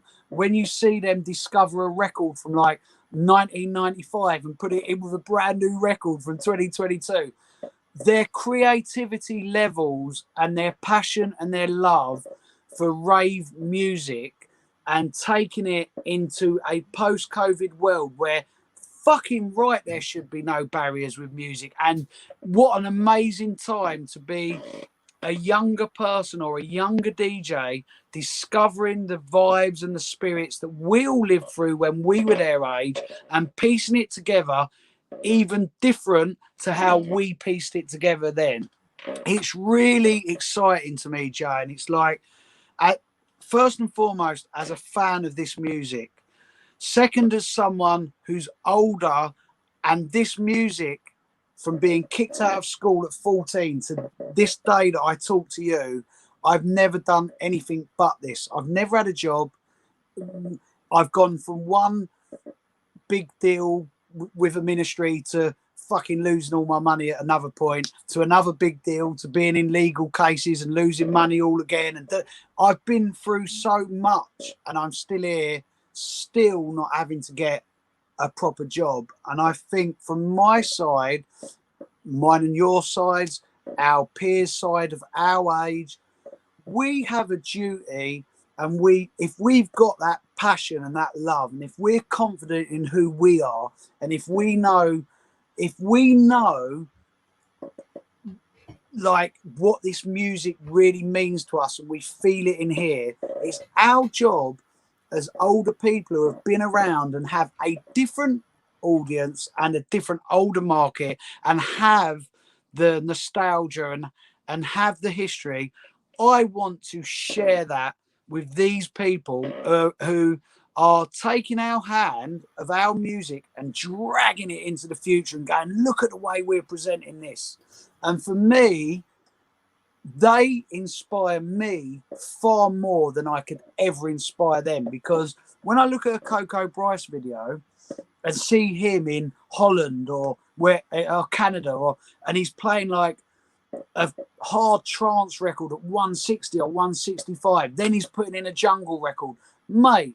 Like people like me and you, Jay, and our friends and our peers, every day of our life, we've worked and worked and worked to keep the spirit of rave and the history of this thing alive. And to see them do that is is rewarding beyond any booking. Is rewarding beyond any monetary gain. Is rewarding beyond any recognition. The recognition is seeing the music that we love still traveling. And not only is it still traveling, it's traveling in an even more unique way, right? So, but it's, for me, like it's continuing the path that it was on, right? If you look at that 91 to 94, 95 era, the scene moved at breakneck speeds. You know, it was certain styles, little sub styles. There were bigger, you know, evolutions from hardcore and jungle. You know, it just grew and grew, and there were so many pockets of those different styles that, for me, didn't have enough time to tell the full story. You know, jungle techno was like here, and then it was, you know, then it all evolved. For me, what's happening now is these new, I say a new wave, but I don't mean new eyes. So because you know what I talk about. You know how I see them, Jay. Like you know how I see them. I don't want them to think that we look at them as up and coming. No way. It takes 10 years. Like, how many times do I say to you, Jay, these people ain't up and coming? Like, we've been hearing their music and watching their music for 10 years, some 15 years. Like, so we have to celebrate. We have to celebrate that. Here's the thing, Jay, right? When you've already had certain successes, so like when I see Coco Bryce, or when I see Pete Cannon, or when I see Lavery, or when I see certain things, I see them going to other countries and I see the way in which their records are traveling, it reminds me of when I went to Australia, or it reminds me when I had a #1 album, and it just makes me want to go, fucking good for you. Like, come on, what, like, because we live in a world where, like, especially in music, as it's become so business orientated, everyone fights for their own little bit. Everyone wants to keep it here like that, and that ain't the way things move forward. That ain't the way that a lifetime of success in music happens, by guarding. You can't guard it. You have to see it just fly forward, right? So, like us, Jay, look, you know that I can't, because the camera's facing this way. How often do I say to you, Jay, I've got out of my chair and I'm walking up and down the house? Because they excite me, dude. Like, seriously. Like, they you know, they are, you know, established, and, you know, you've got people like kind of Blame, Asen, House Crew, you know, the old guard that are contributing towards this new movement. I say new movement, this current movement, right? Yeah. You've got the Pete Cannons and the Reapers and stuff. You know, you and I were kind of discussing this the other day, and I looked up on Discogs, and Tim Reaper's first release was in 2010. First vinyl release in 2012. I said 2012 was the first vinyl release, right, but he had a digital release like 2 years before that. Because I said to you, didn't I? Like, I went through, when I used to do my Friday shows on Call, I went through some of my old track lists, and, like, I found a Tim Reaper tune from 2012, and I said to you, like, do you know what I mean? This is why, like, mate, it success don't happen like that in music. And now what we're seeing with Pete and everyone is like, and it excites me to see them doing it, because in my 20s, in my 30s, and even now to this day, this thing's still rewarding me, Jay. So seeing it happen for them, knowing what it's like when you go abroad, knowing what it's like when like you can pay your bills out of music, and and you're not even thinking about paying your bills out of music. You're doing this thing you love, and then like before you know it, like when you said to me, I said, when you come back of holiday, I said, here's the lineup. And you said, you've got to check out Mixtress and this one and that. And when you said to me about Mixtress, I put one of her sets on in the car. Well, Jay was driving. You know how useless I am at doing anything. We've got the set on in the car. And she's playing this wicked sort of jungle techno, footwork, drum and bassy kind of, but all of a sudden Fat Controller's tune comes in. He sat next to me, and I've messaged her going, you ain't gonna fucking believe who sat next to me while you're listening to your tune. And like I see these young people going off doing 2, 3, 4 gigs a weekend, and it makes me happy, Jay. It makes me happy to know that like there is a generation of people into the same music that we have continued to be into, taking what we love to people their age. And it's our spirit, as much as the music, it's our spirit that they are taking through. And I said this in another interview the other day. It's not even my place to be on the lineups with MJ. Like it as a promoter of this thing, as a lover of this thing, I want a new generation of people. We call the era post-COVID a new generation, but these DJs for me cannot be looked at as new because they, like we're saying, they've done it for a long time, some of them. But whatever our platforms, Jay, can give them, whatever our brains and knowledge, whatever, like look, there's gold discs and that I've received for things that have sold like 150,000 and been #1 in a time when there was Woolworths. And right, what can we have to share what we felt and what we've learned so they can take our music even further. There can be no, there can be no, well, do you know what I don't like, Jay? Well, you weren't even there when I was, you weren't even born when I was doing it. Fuck that. That attitude's wrong. That attitude's wrong. For me, you take, like, I've even said to some, like over on that wall, you can't see it in this, there's thousands and thousands of rare soul and funk and reggae records. Come round, ransack them, find samples that no one's used. You know, there's so much that we can share with a younger generation for them to take from us, to take what we love forward, and that excites me. And so back to the rave story. For me, whereas the original rave stories celebrated 88 to 94, all of my friends, all of my peers, this time around, I want it to celebrate the originals. I want it to celebrate this post-COVID era, but also, Jay, and you know how I feel about this, we've got people like Jedi, Vinyl Junkie, Madcat, Strange Rollers, you, Stu Chapman. There's a whole load of people, right, that have been doing hardcore breakbeat or jungle music for 15, 20 years. Right? So this thing, this continuation, like where we're at from like acid house to this day, has never, ever, ever, ever, ever, ever, ever stopped. So whether on one end of it you've got Slipmat, Rat Pack, me on a Moondance event or a House and Classics event, whether over there you've got like Coco Bryce and Sherelle and Pete touring the world, going to places that we've never even been to play old school music, like these things at either end of different age groups of people. Then in the middle, you have all of these amazing labels, be it old labels, new labels, be it people who have come back in the past 4 or 5 years, whether that's Asen, Hyper On, Night Force, like, or whether it's people like Jedi, Madcat, Vinyl Junkie, who haven't ever stopped, right?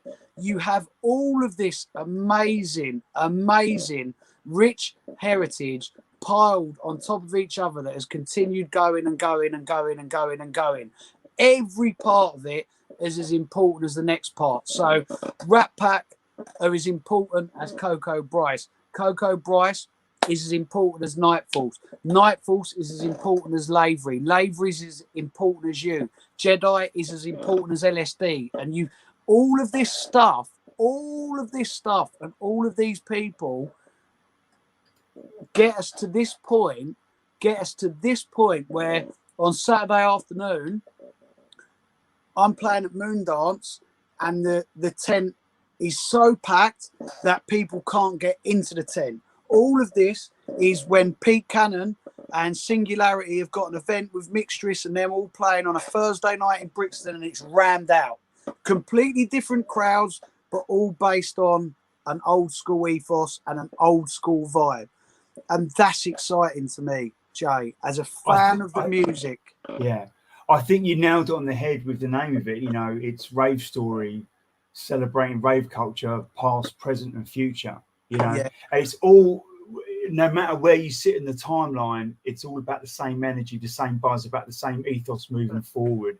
You know, I love the fact that the story is now continuing, and there's a whole different generation of young, mid, old that are all contributing as part of that, whether you're running a label, still making records, you're a DJ, you know, whatever it may be. So I'm really looking forward to it, mate. I think it's going to be amazing to see a lot of these people together, because I think, like you said, some of these labels and stuff, you know, came up and went through COVID, through being able to have the time and energy. So there's been these little pockets of people doing amazing things. And now getting them together in the same room is exciting. What an amazing way to celebrate it. Because for me, Jay, right, and do you remember some of the first conversations we were having? Like, right, this is not mine and Sonia's career.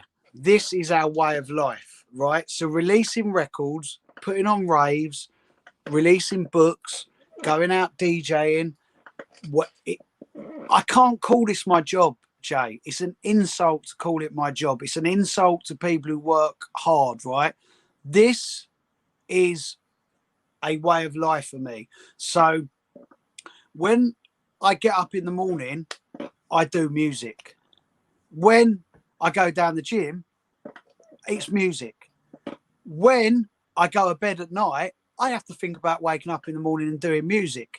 The same goes with Sonia. So this thing, we live and breathe this as a way of life, right? And me and Slipback used to sit in the studio, like when we were doing the albums and that, and we'd be like, like I said to you earlier, there's been times when I've lost all my money for my love of old school. There's been other times where I've done really bloody well and seen my adverts on Channel 4, right? So there's a whole load of things going on, right? Me and Matt used to laugh and joke, like, of all the there's so much that we could be doing in a world of far more commercial music, but we never did. It was just like, we love this thing too much. And like, now at this stage that we're at, where this thing has engrossed me so much and has inspired me so much and has given me so much pleasure and taken me around the world, and it's where I met Sonia, and it's like all of these things, like even my book has been signed into a film by a film company who's released 20 films. It's like, I owe this thing in the same way that it's how I managed to set up my charity through rave music and old school music. I owe, because it's done so much for me, I want to do as much as I possibly can for anyone who comes in it. Or it doesn't matter what it is we give or share, as long as we are moving forward and sharing the moments and the music. It fascinates me. Like the other day, I got an email from Spotify. Now, bearing in mind, I don't even use Spotify. I've got a Spotify page. As long as I'm buying bloody tons of records, and, you know, I don't really follow Spotify. I know I've got a Spotify. My son and daughter keep saying to me, Dad, you've got hardly anything on Spotify. You've only got X amount of listeners a month. It's really, really bad. Blah, blah, blah, blah. I got Spotify sent me an email saying, Sherelle, and I'm a huge fan. Like down there, I've literally bought all of the Hoover Sounds recordings. Like I'm a huge fan of Sherelle's DJing and her record label and her what she believes in and what she pushes and the musical vibe. And she'd found a track of mine from like 28 years ago and put it in her playlist. And I was like, mate, I was going, Sonia, yeah, this is amazing. And it's an amazing time, Jay. It's like an amazing time. And I just think with my connections with clubs, with what I can add to it, with like my radio shows, my mailing list heritage, whatever it is that I've done to get me to this point in time, I should be sharing that with a new generation. I want them to have it from me. I want them to take from it. I don't want to guard it. I've got no need to guard my piece of history. I've got no need to guard. Like I want them to take from it, you know, because like when I'm getting sent like a new Club Glow record and there's all different tempos, like people send me records, same with you, Jay, that like you're not even expecting to be sent those records. You're not even expecting. And like the other day, like the postman knocked and there was like a new Club Glow record, a new Denim Audio record, big up Planet Wax, and I was so grateful that like they'd sent me the music, because like I feel like I even said to Swank Out, I said like, sorry if I'm the annoying uncle who's like just put my sort of like pulled out the table and sat down. We need to earn our place in the current world of music. We can't rest on our laurels. We can't rest on that we played at Helter Skelter once, or you had a show on Kiss FM once, or we're on Cool FM. We have to still keep giving. We have to still keep using our ears. We have to still keep on sharing what we love. And Jay, I would like to, I believe that they inspire me and us more than we inspire them. That's 100%. That's that I want to live in that thought that because we all need to be inspired and we all need to take musical energies and we all need to get spirits and vibes off of things to keep us going and to keep us moving. And Denim Audio, Swank Out, Lavery, Pete Cannon, the list can go on. Samurai Breaks, the list can go on. Uplift, Jedi, Madcap, the list can go on and on and on and on and on of people who are 5, 10, 15, 20, 25, 30 years deep. Yeah, mate, I'm 100% with you on that. If I'm honest, you know, I kind of, from being involved and playing and supporting and pushing new music for so many years, for probably a good 3-4 years, I wasn't feeling anything, you know, and that's when I started to kind of play just more regular old school stuff. So why am I killing myself trying to scrape together 2 hours worth of stuff that I like? Yeah. Let's just go back to your roots. What was the music you loved?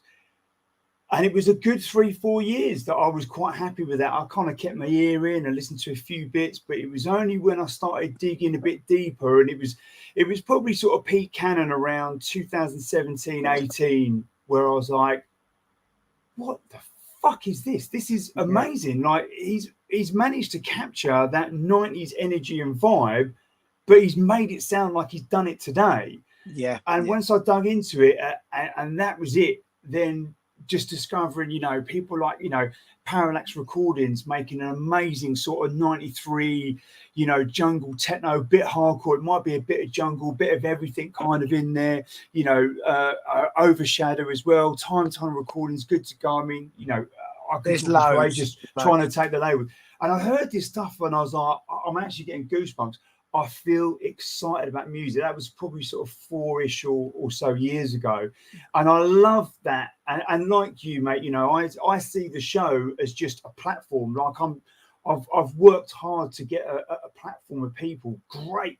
Let's just put this in there. And Yeah. again, I was quite worried about doing it because I'd built up, I think over a couple of years, whatever, playing like older stuff, and then I was played an end of year like new stuff, and it went down really well. And I was really worried that the people that love the old stuff weren't gonna like the new stuff. Actually, no, like me, if you love the older stuff, you're gonna it's love natural. You can move into it. Yeah, because when like just touching on like some of the things, like some of the conversations between like me, you, Vinyl Junkie, Lavery, like all of us, right?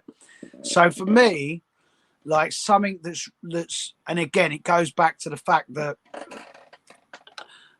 where this is my way of life, I don't have to come in the evening and maybe spend a couple of hours if I'm not too tired, or you know. So it's like I said to you, like once we know that once Rave Story's done, we're doing a record shop and a club tour in which we take lots of DJs and labels and people with us, right? And for me, it's like with your radio show, and here's how, and like I've explained how I see you, which we never see ourselves as other people are gonna see us, right? So your radio show has been pivotal in documenting what has been done during. So there was this build up pre-COVID, and we all know, because like when I think back to the Rave Story, the first lots, like Sammy Rave Radio Records, Lavery Subcode Records, like 7 years ago they were coming to the Rave Story seminars and listening to the talks, and there was a build up happening. There was a build up coming to this. Then COVID's happened, and it kind of halted, because this is club rave music. This music has to be heard out. It has to be felt out. During COVID, you did an amazing job on piecing all of this together and making sure that there was a continual platform for this stuff to happen. So it's the voice, the voice and the platform, because every music needs a radio show that supports, right? Now we come out of COVID. Now we come out of last year, which, as I said earlier, was a surreal moment. No one can judge a scene on coming out of COVID. So now we're out of the festivals. Like for me, of course, I love playing a festival, but my real heart is in them underground clubs in where we can go and break music and play. I love playing to 80 or 100 people in a little packed out place, right? So for me, we know we have certain missions and we have certain goals. You have acquired a whole load of music and artists who, like you've already mentioned, lots of labels who you love and you're into, who we need to have that stuff more now in events. That's why we're going to do after this Rave Story. The Rave Story is the launch of that, ultimately, of going on club tours between all of us, between our community, going to Bristol, Sheffield, Birmingham, Rochester, Southend, Manchester, Leeds, all places that we've all been going to for years, but moving together with all of these new labels that come out during lockdown, or labels that were 3-4 years before lockdown. And I think it's so important, and especially now the summer's done, that we put together our tour, and we do our tour that has been, we've spoke about, and we've got dates slotted in, and once this Rave Story is fully launched and out of the way, and Jay, we know amazing people between us. We have amazing knowledge between us all, and we have been rewarded. So there's so much that we can do without, because one thing with music is people are too guarded of what is their piece of the pie, and that's not important. That's such a lack mentality. That's not the way you drive forward. That's not the way you take everything forward with you. Being just caught up in your world or just caught up in your release. And as someone who does this every day, it's a little bit easier for me as a promoter and as a DJ and as a label and someone who's done things on all kinds of levels to kind of go, well, here's what I want to do in this world. Like, this is what I feel that I can do, you know? It's an exciting time, Jay. Very, very, very exciting time. Do you know what I've got? I want to recall a conversation I had with Blaine a good few months ago now, actually. And this was really magical coming from him. We were talking about, you know, these producers and DJs and this style of music that was continuing that 90s energy, but it was being influenced and these producers were adding their own flavor and moving it forward. That's the important bit, right? It's moving forward. He said to me, he goes, do you know what? This reminds me of the electricity that was around 91 when I was with early days of Moving Shadow. You could just feel it. I know you're getting bloody goosebumps again. I was like, oh, mate, if someone like Blaine is saying this, and that was probably maybe even a year ago. And if you think now, you know, there are more DJs, there are more artists. We are starting to see clubs. I told you this the other day, Dan, nightclub was amazing for me. I've been very fortunate since the clubs opened up back in September. Almost most of the gigs I've done have all been playing new stuff. But it's a little bit of hardcore, it's a little bit of jungle. I chuck a couple of little cheeky 4/4 techno-y, acidy, I love the things in there. 4/4 techno vibes. That's what I love about Club Glow. That's what I love about Samurai Breaks. That's what I love about some of the stuff Al Storm's sending me. I love that back to what we were saying in the early 90s. I love being able to go from 140 BPM to 170 and do whatever the fuck I want with their new music. And it's the bollocks. It really is good. Yeah, it's a good time, mate. And nightclub was a great energy of being able to see artists from back in the day to new-ish artists. You know, there's a whole plethora of different people, and the styles of music were people playing like Nookie doing an outright kind of 92, 93 set, me doing a kind of upfront 2002 and a couple of cheeky bits of 94 in there. Asen set. Anyone that's listening that was at nightclub and saw Asen, like, I've been a fan of Asen since Close Your Eyes, day one, right? The guys are an absolute genius. Never in my whole time of going out or playing or doing whatever, raving, whatever, I've never ever seen that guy perform live or play. I'm not saying he didn't, but I never saw him.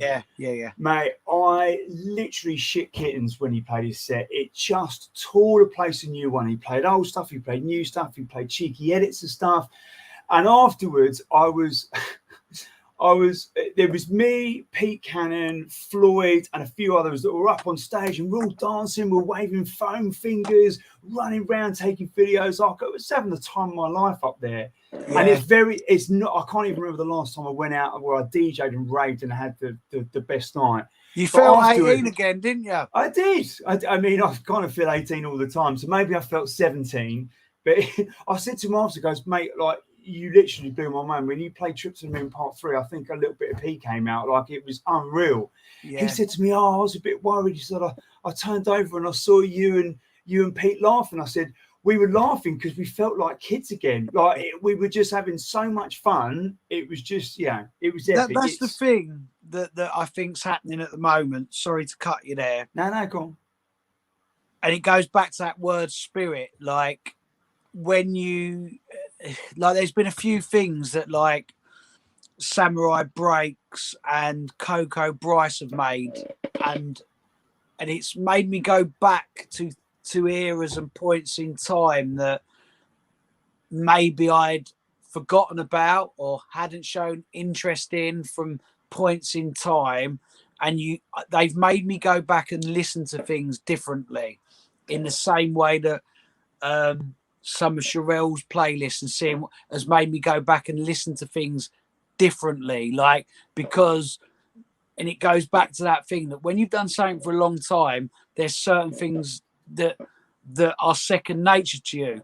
And it's made me go back and put my head in situations as if I was 18 years old. And when we first started talking about the label market at the Rave Story and getting together labels, there were so many things that, right.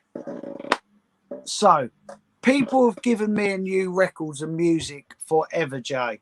So when you go back to you at Kiss, when you go back to me cutting dubs at JTS, or, you know, when we were all swapping music, and it's just second nature for us to be passed over music, right? And then now, even to this day, when we're in going to record shops so much, we're still getting past music. And about 6 weeks ago, I played in Doncaster Warehouse, and Vinyl Trickster, legendary figure from the mid-90s, set up Remix Records with Jimmy J. He's back making music, and he come to Doncaster Warehouse and gave me his new record on Return to the Vibe, and I was really buzzing about getting home and listening to the record. And I played the record on the radio, and I said, like, I was so happy to see Colin after so long, and was really happy that I can play. He gave me a record and can play it. And Colin messaged me and he said, Dan, I was just buzzing all week about giving you a record. Like, and at that point I thought to us, these are all things that we've done our whole lives. Like, and there's a generation of people now who are waking up and making me remember certain things, like whether it's styles of music from, like, with, you know, certain styles of music from 1997 that you might not think about going back to and recapturing, or that feeling of like passing someone your record. You just do something for so long, or you get older, and, you know, it's like I say, it's your way of life. And then all of a sudden you have people around you and they're getting excited again. Like you're saying, Blame's buzzing, and I'm saying, do you I buzz when, like, I hear someone's played my tune, and it's just spirits being ignited again by a generation of people who, in the same way that we've studied music all of our life, we're now, the eras that we love are now part of their studying as DJs. And all great DJs have to study what has gone before, and now we're seeing a whole load of great DJs studying the history, and that is what is making them great. That is what is making us excited about Pete. That's what's making us excited about Lavery, because they're doing what we've always done, studied the history of music to put it into what we're doing, be it our radio shows, our productions, our DJ mixes. And I like that spirit. That's what they're doing there. But do you know what, mate? They are now in control of continuing that story. Yeah. And they're doing a fucking stand-up job of it. That's fucking right. You know, that's what I'm loving is, you know, I'm a very nostalgic person. You know, I look back at the 90s with very, very fond memories. I was very fortunate to be there. I went out raving and blah, blah, blah. But I know that they're there. I can't, those days will never be recreated again. Yeah. But, and that music will never be recreated again, because it was what it was. It was a huge experimental time. No one really knew what was going on, all this equipment. It was the first time people would be given power in their own bedrooms to create music with no one telling them what they can and can't do. And now we've been able to experience part of that movement, or the continuation of that movement, right? Yeah. And I'm looking for, as I said, I'm massively looking forward to Rave Story, because I think, you know, with part of all the chats that you've got organised, the 3 rooms of music, all the labels, the artwork, you know, it's the cultural and community that is being drawn around it. And that's, you know, the community aspect we've only been able to do via video calls, in one-on-ones, and via, you know, live streams and what have you. But nothing's going to ever beat getting these people in the same room at the same time. Do you know what? It's a buzz to have Mixtress on the same lineup as Busy Bee. Yeah. It's a buzz to have Pete Cannon on the same lineup as Nebula 2. it's a buzz to have Madcap on the same lineup as G Magical. The whole thing is a buzz, and like, do you know what the amount of people are saying to me? We're going to play a vinyl set. Fucking right. What, like, you know, people like Madcap, you, like loads of people are just like, we want to play all of our releases that have been on vinyl, you know, and it's like, I That's love why you that. cut. That's why you cut them on there, right? Good. Let's get them out there. Arcane has been cutting dub plates already. Like the moment I give him the day, he was off cutting dub plates ready for his set. You know, it's like, and he's 26 and he's like, he wants to feel that buzz of knowing what it was like when we used to go and cut dub plates for our sets, you know. And again, that's another thing that has evoked spirits and imagination and inspiration in me. That wow, like he's studied and learned what the buzz of this thing is, and he's like, it's a buzz for him to go and cut dub plate. You know what, Arcane, who's making some brilliant records. He actually booked me 5 years ago when he was at uni in Northampton, and him and his mates put a rave night on, and they booked me and Lavery to do a back-to-back set. And I found a post. I found a post on my Instagram in which I actually said, this was like 6 years ago, saying like, I'm so grateful to have gone somewhere to play to a load of 18 to 25-year-olds, really old records. And again, it's like, it goes back to that thing that I'm saying, whereas these youngsters have been discovering and pushing and playing and doing this thing way before COVID. And, you know, way before this moment where I love the artwork of their events and the artwork of their labels and the open-mindedness of their DJing and the tempos and the styles and the going from jungle to happy hardcore to I'm enthralled by it, Jay. Like I work out of this room. This room, I'm in here all the time, like doing radio shows, organising events, coming up with ideas, listening to music. And, you know, I don't need any reason to get up in the morning and do music and do what I do. But right now, this moment that we're in, it's a really exciting time. It's one of the most exciting moments in time that I've experienced for decades. It's really, you know, it's really, really exciting. And for me, like I say, like yesterday, a few weeks ago, I give Coco Bryce some tunes, unreleased stuff from like '97, and I said to him like, "Oh, this really reminds me of some of your DJY stuff." And he picked a tune out that we made in '97, which I'd had remastered from Dubplate because we've lost the DAT for it, so it's still got some crackles in, and it's got that kind of, it's not digital at all. It's like, and he picked up on it and put it on his sticks to play out, and it then made me go back and listen to some sets, some like Helter Skelter sets and Dreamscape sets from that period of '97, and it, like I say, they are educating more than they could ever know. Yeah, 100%, man. So listen, we are going to wrap things up in a bit, but I do want to talk about the mental health charity, because I know it's not just about music for you. So give us a lowdown on that, mate. Right. So again, and this is how rewarding, how much my love for rave and the music and the history has rewarded me. So obviously during COVID, very, very tough time. My nephew took his life, and this was like a few months into COVID, and it struck a real chord with me at where we was at in life and that moment in time and the confusion all around and that. And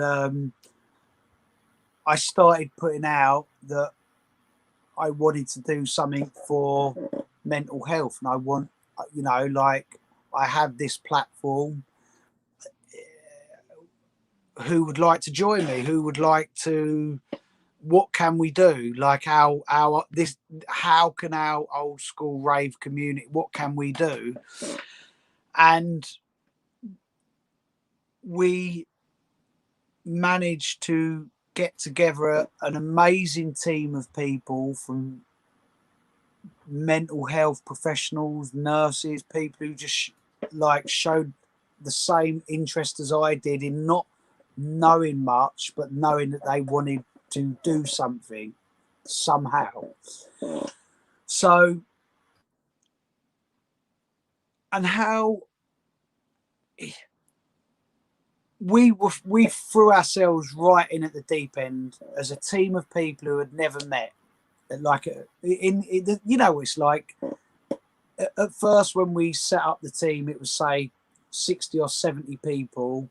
Then as time went on and life changes and things happen and COVID and post-COVID, the team has went down to 30 people ish, and those 30 people were dedicated to getting this thing moving, right? And what the hardest thing about it was setting up an official registered charity during COVID, when you couldn't meet with banks, you couldn't meet with investors, you couldn't meet with the team of people that had been built up. So it was a real tough time learning on the fly on how to launch a registered charity. Fast forward 2.5 years later, we've been awarded with our charity number. We've raised tens of thousands of pounds. And at the end of November, our phone lines are launching to help people who need help. And all of that, basically, like, the whole team is built up of old school ravers who have met via our community. And there's accountants, there's solicitors, there's nurses, there's people who give mental health first training, there's people who are experts in the paperwork side and the legality sides. And we you know, I've learned so much. Like, I did my mental health first aid training. I'm a trustee of the charity. Mark Ecstasy, legendary Mark Ecstasy, is a trustee of the charity.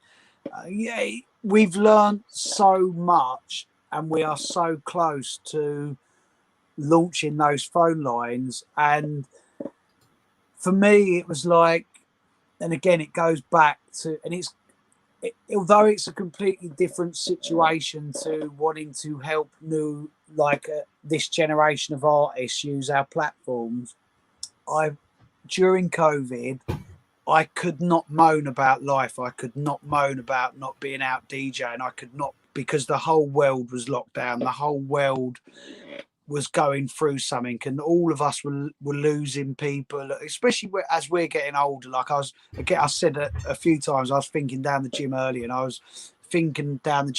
like, people who, like, I've seen pass away in the past 2.5 years who are very close to me, or people who I admired. And there's been too many people who have gone, and I just could not bring myself to moan about COVID and not being out when I have this platform, be it through the radio, be it through my internet channels, be it through my mailing list, be it through the connection that I had with people through music. And I am promoter minded, Jay, even though we started this interview where I said I had no business acumen or I had no goals. I generally really didn't have no business acumen, goals, understanding of PR. You know, like, I'm really close to Vibes and Dougal. Like, in 93, 94, they were the first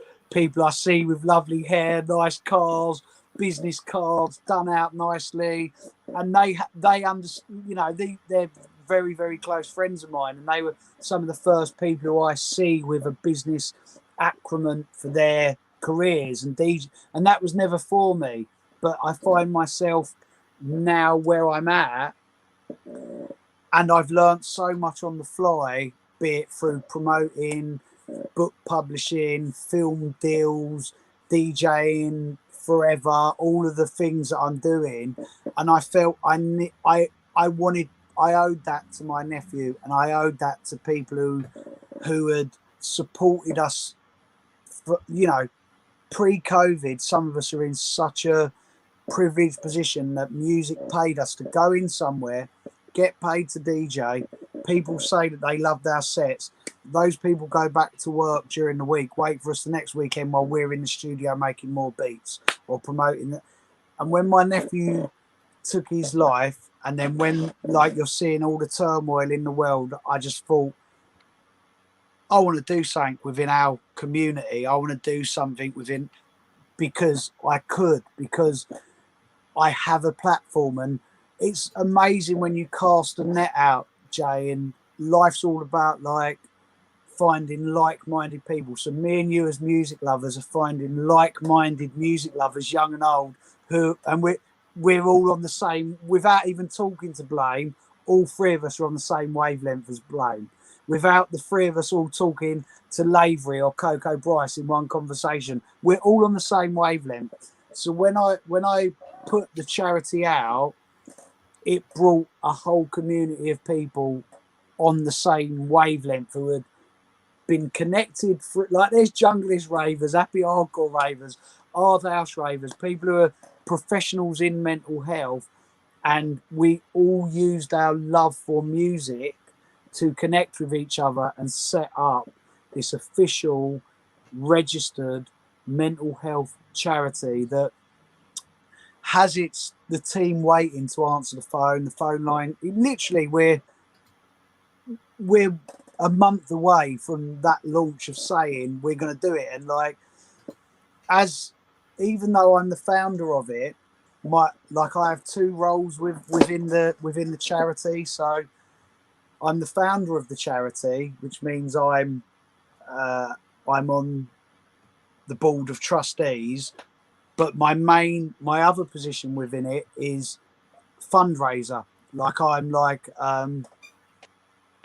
a volunteer fundraiser for the charity. So I've been that dedicated to it and that like determined to raise the money to pay for the team and pay for the training and pay for the phone lines and computers. And, you know, like during lockdown, my royalties of the time, like, funded as much of it as we possibly could before getting to the next stages that we need to. And for the first 6 months of the year, as you know, I did the London to Amsterdam bike ride, in which I dedicated 6 months of my life to getting fit to ride 350 miles on my bike. We raised like 20 grand, and it's like, and it goes, my motivations go back to that thing of like rave and music and my love for, ultimately it's all records, Jay. Like, records are the inspiration for this thing, and my love for music has been good to me. So like, this mental health charity was like, I'm determined to raise the money to see the team be able to run for a year and a half. Like, some of the trustees, Jay, like, have run Tesco's. Like, some of the investors, like we have someone who gave us an amazing donation, and how all of the donations and how all the stuff have come. You know, when I was doing my radio show during lockdown every morning, and I did every morning of my life during lockdown, I would get up at 5 o'clock, prepare my radio show, go on air at 7, and would just play music, have fun, and like, I'm not going to say who they are because they're very private, but they run a huge company, and their company's mind-blowing of what they do as a business. And the owner said the radio shows and what we did on the radio and old school got them through lockdown, and they've chosen our charity for their company to donate to. And it's amazing what we find and who we find through music. Yeah. And I owed that to my nephew, and I owed that to the people who for 30 years of my life pre-COVID had said, brilliant set, mate, brilliant set, thank you, da, da, da, da, love that, you know, like, and how I saw my position with this amazing team of people is just like I would promote an event for us to all go and do the label market at and see Junior's artwork and listen to Pete DJ, and just like I can do that as a promoter of music, I also can promote my belief in helping people with mental health and using the platform that this amazing music has given me to be able to bring awareness to it, And again, it goes like, I took so much to do the bike ride to raise the money for the charity. I turned down so many bookings. I turned down so many meetings and things because, again, it was important to me to be able to raise the money for the charity, to be able to have a free phone line for a year, to be able to have a team of people for a year. And I've literally spent my whole life DJing. It doesn't matter whether I'm out in a club or on the radio, as long as I'm playing music to people. So I've had a lifetime of it. So I dedicated my life to the bike ride to raise the money for the amazing people who have set up the charity, who, like, for me, it was just like, I want to do this charity, but a charity is an in-depth thing, especially around the sensitive subject of mental health, the legalities, the paperwork, the funds that it needs to be able to have a phone line. And it was important to me to achieve the bike ride, because also not only did I do the bike ride and raise enough money to help people, I wanted to show any potential people who wanted to donate to us that this is how serious we are. A group of people who have never worked together, one, can set up a mental health charity and do it to the point where they earn their where they earn their charity number, all go and do their mental health training, and the team of trustees or the team of fundraisers, they will commit themselves to things like, Jay, you know me, I used to be 23 stone, spend 500 quid a week on alcohol. I will ride 350 miles across 4 days to another country to show people how serious I am to make this thing happen and to help people. And music got me to that position that I can take 6 months of my life out to dedicate it to try and help people within and without our music. And we are a very small community of people, and come on, let's end it here. Like, what did Stu Allen do? He created a community of people, dude. His excellence is in his community that he built. Yeah. So things like a charity, whether it's helping younger artists, we are a very small community. So if we are in a position to be able to do more and not be bothered about whether we are out DJing or that, we have to do it because community is important. Yeah, even more so now, right? You know, if Yeah. you look at, you know, we've had unprecedented times with 2 years of us all being locked in our houses. It's affected everyone in all manner of different ways. And, you know, the rates of suicide for young males skyrocketed. Yeah. We're all like this kind of like, oh, I'm all right, I'll brush it off, bruv. Oh, I'll have another pint. Oh, I'll be all right. You know, that ability to not be able to open up. Yeah. That's bollocks. You know, we've got to break down those walls, and any small steps towards doing that. So hats off to you, mate. Really, Thank you. really. Thank you.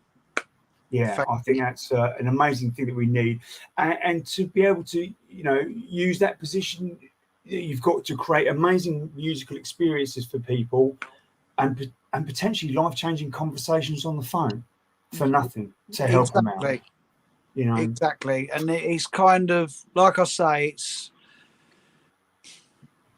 if you go on the radio or I go on the radio and one person tells us that they loved what we did and it made their day, or they discovered a new track, or we are in such a privileged position because of that.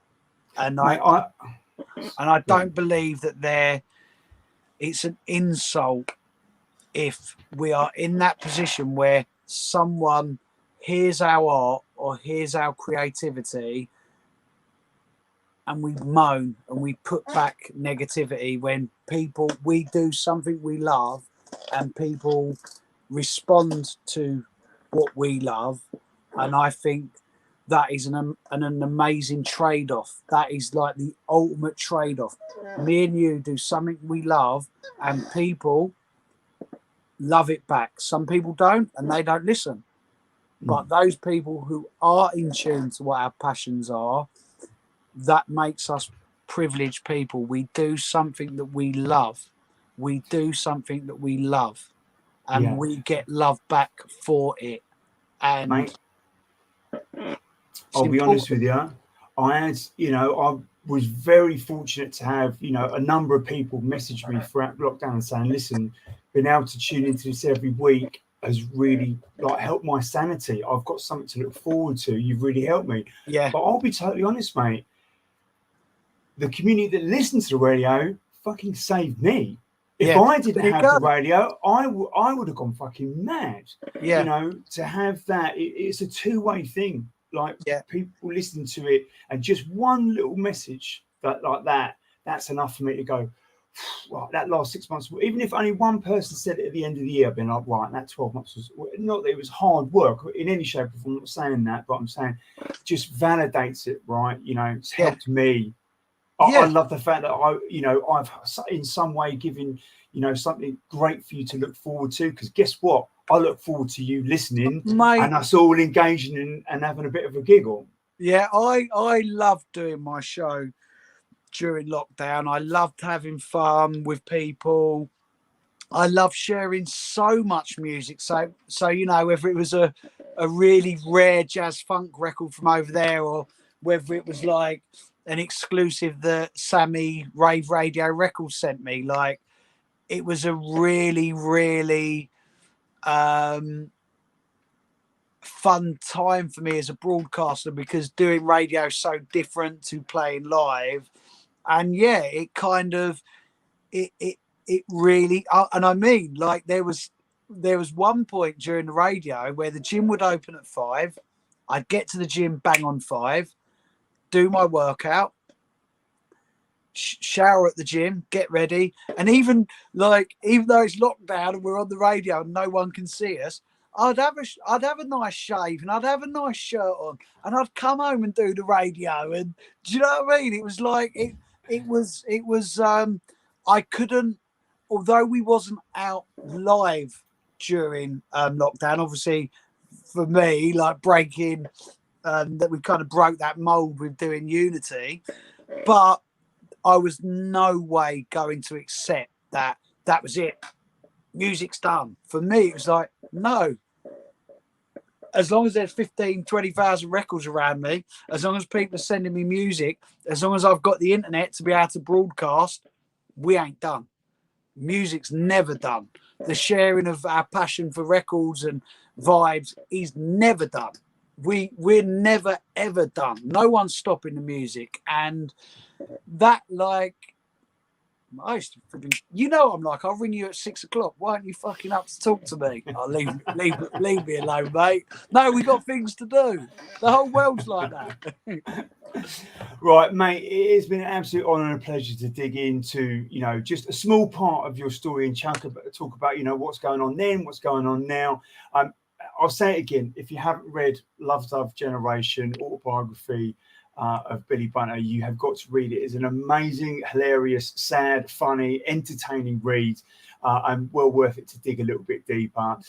15th of October, get yourself down to Electra Works for Rave Story. It's an all-day event. Just go and check it out online. The lineup of the labels, artists, is just, you're not going to get anything like that. Pennies? Have you been saving up your pennies to buy records? I have.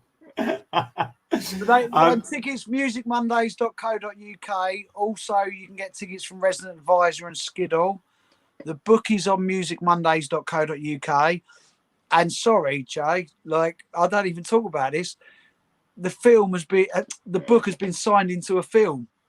The film is actually, again, lockdowns halted it a little bit, but the deal was done during lockdown, and it is mad.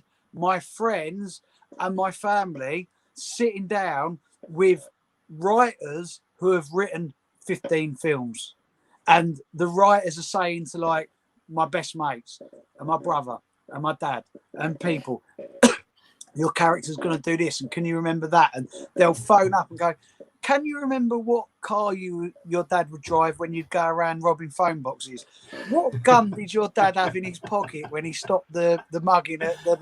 And like, and it's surreal for everyone. Like when they're writing Sonia's character, and we're all like, wow, like they have really gone in. And it's that. Well, I mean, that's as we get closer to that, because it, you know, a film, the film has got a budget of 2 million to be put together, and they're at like script stage, they're at casting stage, so there's like, it's a way away, but what another new world I find myself in via accident, and that is for another day.